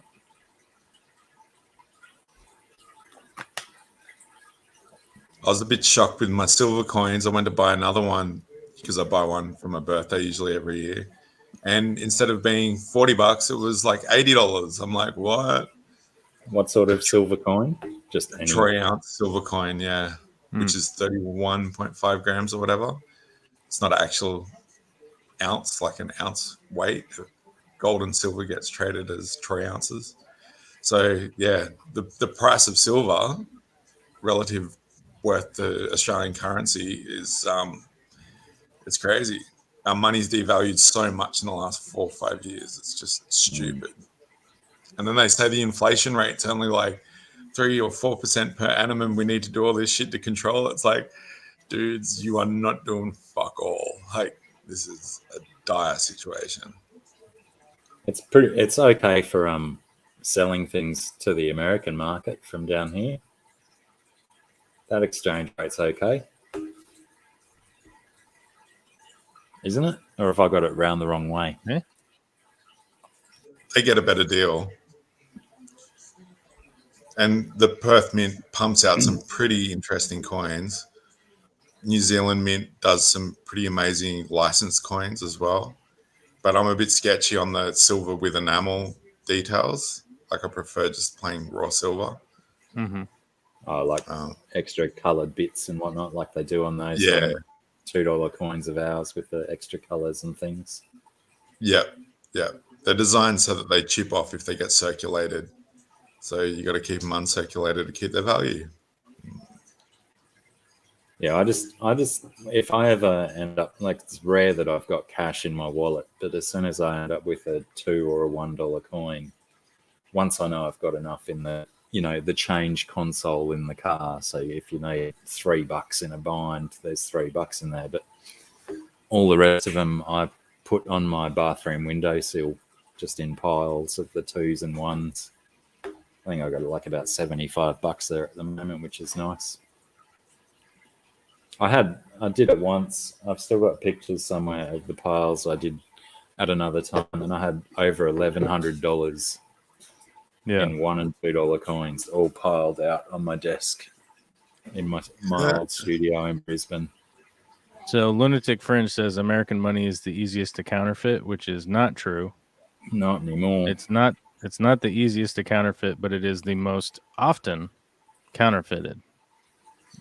It is not the easiest to counterfeit, but it's the one that's most pursued to counterfeit. So you just have more people trying to do it, you know. But yeah, it's not easy to counterfeit. Did you know Australia? Yeah, Australia is the first country to do the plastic polymer notes. Mm-hmm. We've actually got a monopoly on producing polymer notes for all the other countries. Yeah, so they get produced here in Australia. And that's the only money our country's making at the moment, literally. Is making money. Making money and earning the money that they make from making the money for the other country. It's just weird like that. All right, boys, I got to go to bed, but thanks for having me out, dude. No worries at all, Mr. Court. We didn't even talk about the Obi-Wan finale. I know, that's like 3 weeks late we are now. I know, only 3 weeks. Spoiler alert. Turns out Qui-Gon Jinn just straight up talking to Luke. Or talking to Obi-Wan. Which means he's just talking to Luke also. He's just talking to everybody, apparently. Full sentences. He will now. Yeah, he will now. Oh, hello there, good friend. Well, but now you've ruined the whole galaxy. The whole galaxy makes no sense now. Do a rewatch of all 6 episodes of Obi-Wan, a rewatch of The Boys, and what was the other one we were going to be doing? The Boys isn't even all the way out yet. No, but it's 6 in. It's 6 in, just like Obi-Wan. They started the same week. Yeah. The Stranger Danger comes out on Friday. Another one of them. I don't know. I thought it finished. Didn't Stranger Things finish? Oh no, that's right. Yeah, right. They're splitting it into 2 parts. Yeah. Well, I guess the last 2 episodes, one is an hour and a half long and one's like 2.5 hours long. So it's like nice. They're like, it's a full cinematic experience, and I'm like, are you using that word right? Yeah, you know. I just thought it was funny. It's like a full cinema experience. I'm like, it just sounds like they're long. Sounds like long episodes of a TV show watching it at my house. And Umbrella Academy as well. I don't know. Were we talking about that before you got here or after you got here? After I got here.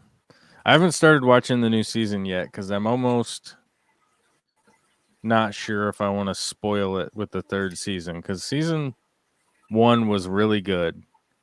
And then season 2 had such like a wild, fun arc to it. And now I'm almost concerned about watching season 3 from the previews that I saw. It looks like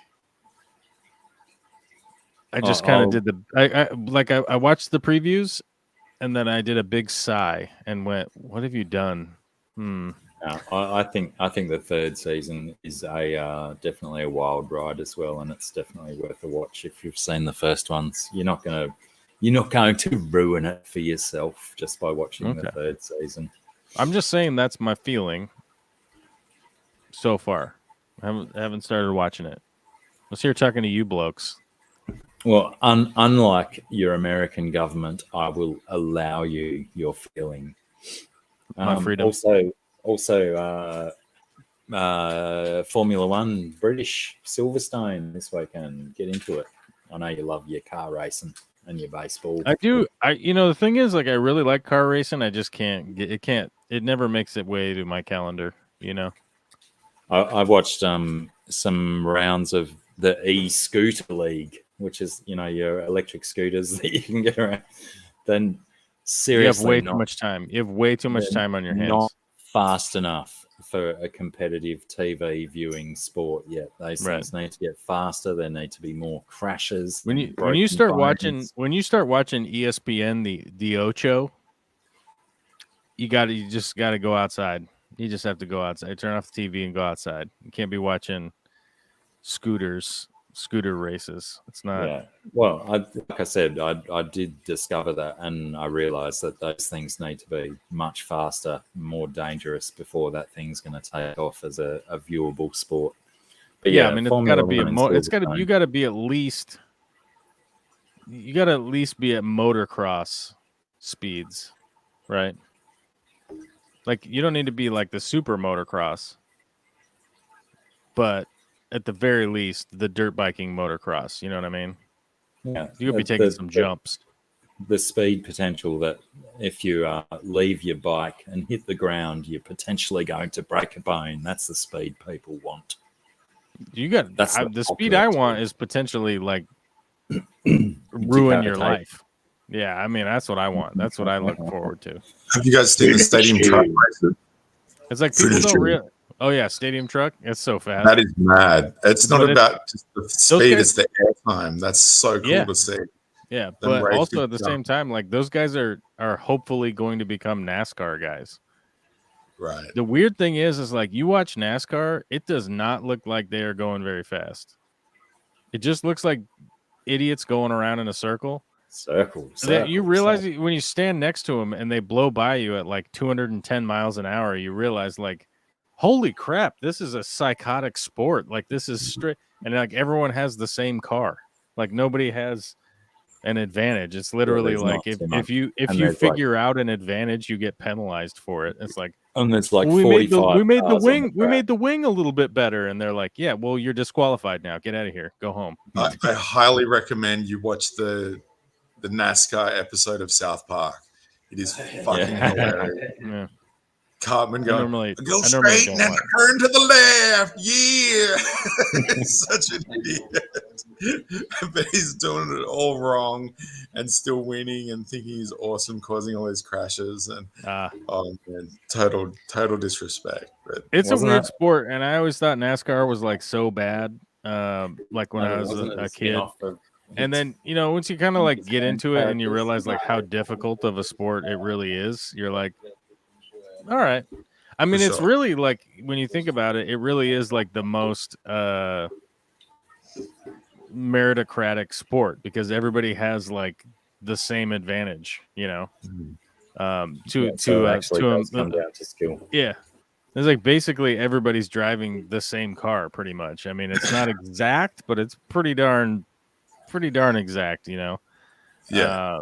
And so it's that's the weird thing about it, is like, how fast can you make this car go?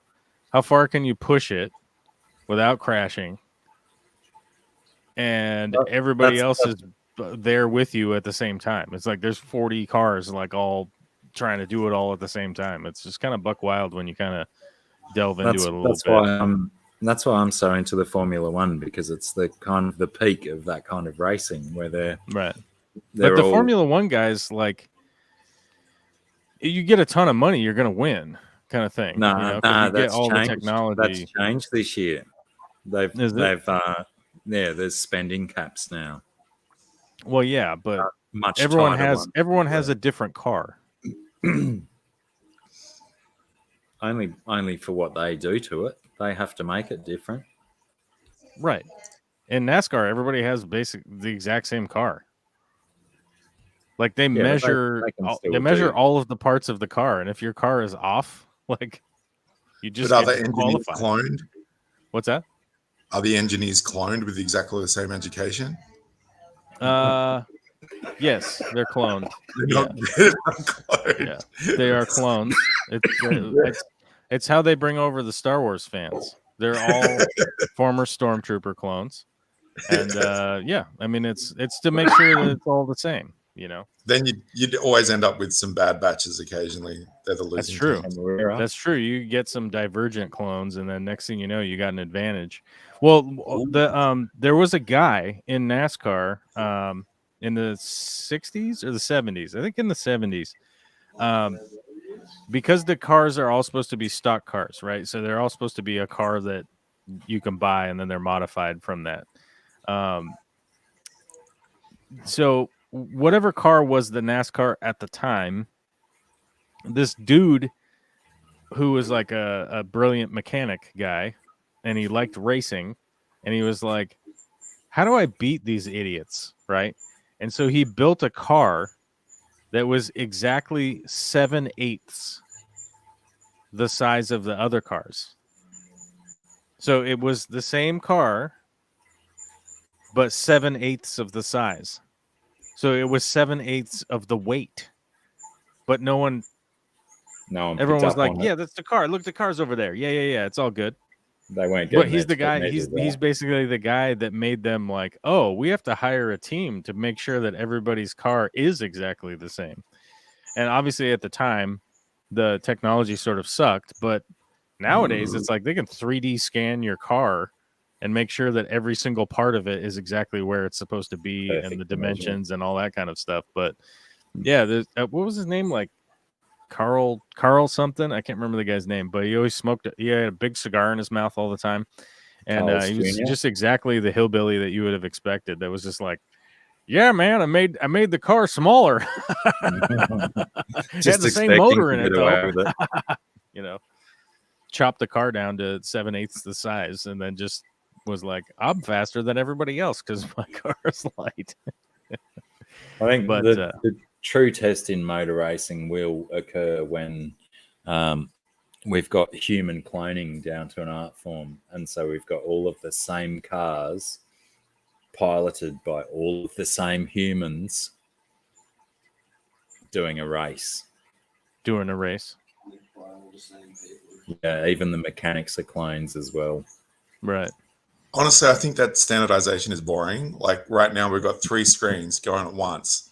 So why not have a race with stadium trucks, NASCAR, motorbikes, all on this multi-course circuit with different options on the route that they take, and put them all out in the field together and just go, this is crazy Mad Max style racing. Just go for it. Yeah. Well, because then just tons of people would die. Is the crazy trucks like monster trucks, or is that like normal semi-trailer cabs? No, they're you haven't seen them. They've got really low slung, like the suspension like can utes. The stadium trucks are quite chunky, but they're flatter and really low center of gravity, but they can hit jumps and land safely. So they're racing, and mid-race they're going, oh, do I go around the jump or do I hit the jump and get some air? It's intense. What are they called? I'm going to put it into my Google. Stadium truck. No joke. I got to go. All right. Love you guys. All right. Bye-bye. See you, Alan. Take it easy. Thanks for hanging out.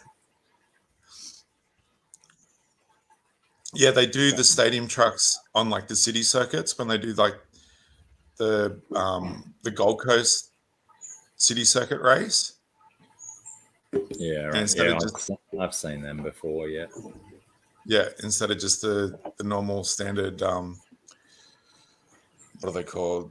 Supercars or whatever they call it. They'll pull out the jumps and get the stadium trucks to go for trophy trucks. Okay, they got a different name.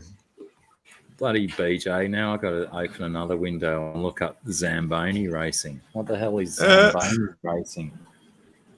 I don't even know what a Zamboni is. It sounds like a sandwich. It's a thing that makes the ice hockey rings all flat. Oh, yeah, right. Of course, because they... Yeah. They actually use them. Good callback, Josh. Good callback. They use them in the Formula One as well. They use the Zambonis to. They scrape the tar of excess rubber that's been left behind and whatnot. Oh shit! Aren't Zambonis what they use to clear the ice? Yeah, ice hockey polishers. Doesn't Deadpool kill a person in one of his movies with it? Does he? Well, you don't actually see him do it, but yeah, Deadpool's riding a Zamboni towards a bad guy. Yeah, I know it was a joke, BJ. It was a good callback joke. That's why I was highlighting it. Blacky, do you get into IndyCar on Gold Coast? No, not really. It hasn't happened, has it? We haven't had IndyCar on the Gold Coast for yonks. I think it's a class they do race, but whether or not it's televised, I'm not sure. I think this year, earlier on this year. Now I've got to open up another Google tab now to see when the last time IndyCar was on Gold Coast. I think it was the first time since the pandemic. This year? Well, I don't think they had it last year because everyone was in lockdown. And then this year was meant to be the first year since 2008. That's the last one.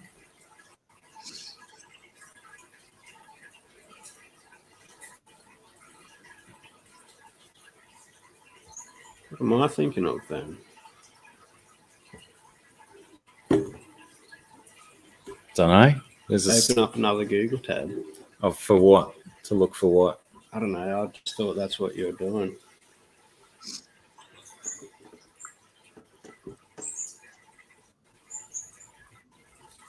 Yeah, no, that'd be interesting if they were bringing the IndyCar back to the Gold Coast. But yeah, it's been a while since it's been up there, GRB. If they did a Formula One up there, I might be interested in IndyCar when those IndyCars are just as exciting as Formula One. They hit almost the same speeds, and it's all about the aerodynamics and stuff. But yeah, I think we've Australia. I think we've just got Melbourne now for a long time for the Formula One or IndyCar and stuff. I don't think the IndyCar is interested in coming to Australia anymore. It's not a big enough market. But maybe now that the Formula One market is picking up, they might be more interested. Well, people would cheat. They wouldn't pay for tickets, but they'd hire a apartment with a balcony and just hang out at the motel and watch it from there and get a better view, you know? No, they do that. They do that for the Monaco Formula Ones. Imagine the owners of those apartments and stuff that now that know their apartments are in perfect positions for the race, and then they just move out for the weekend and charge thousands and thousands of dollars for this tiny 1 meter by 50 centimeter balcony that 3 people might be able to stand on safely if they weren't very fat.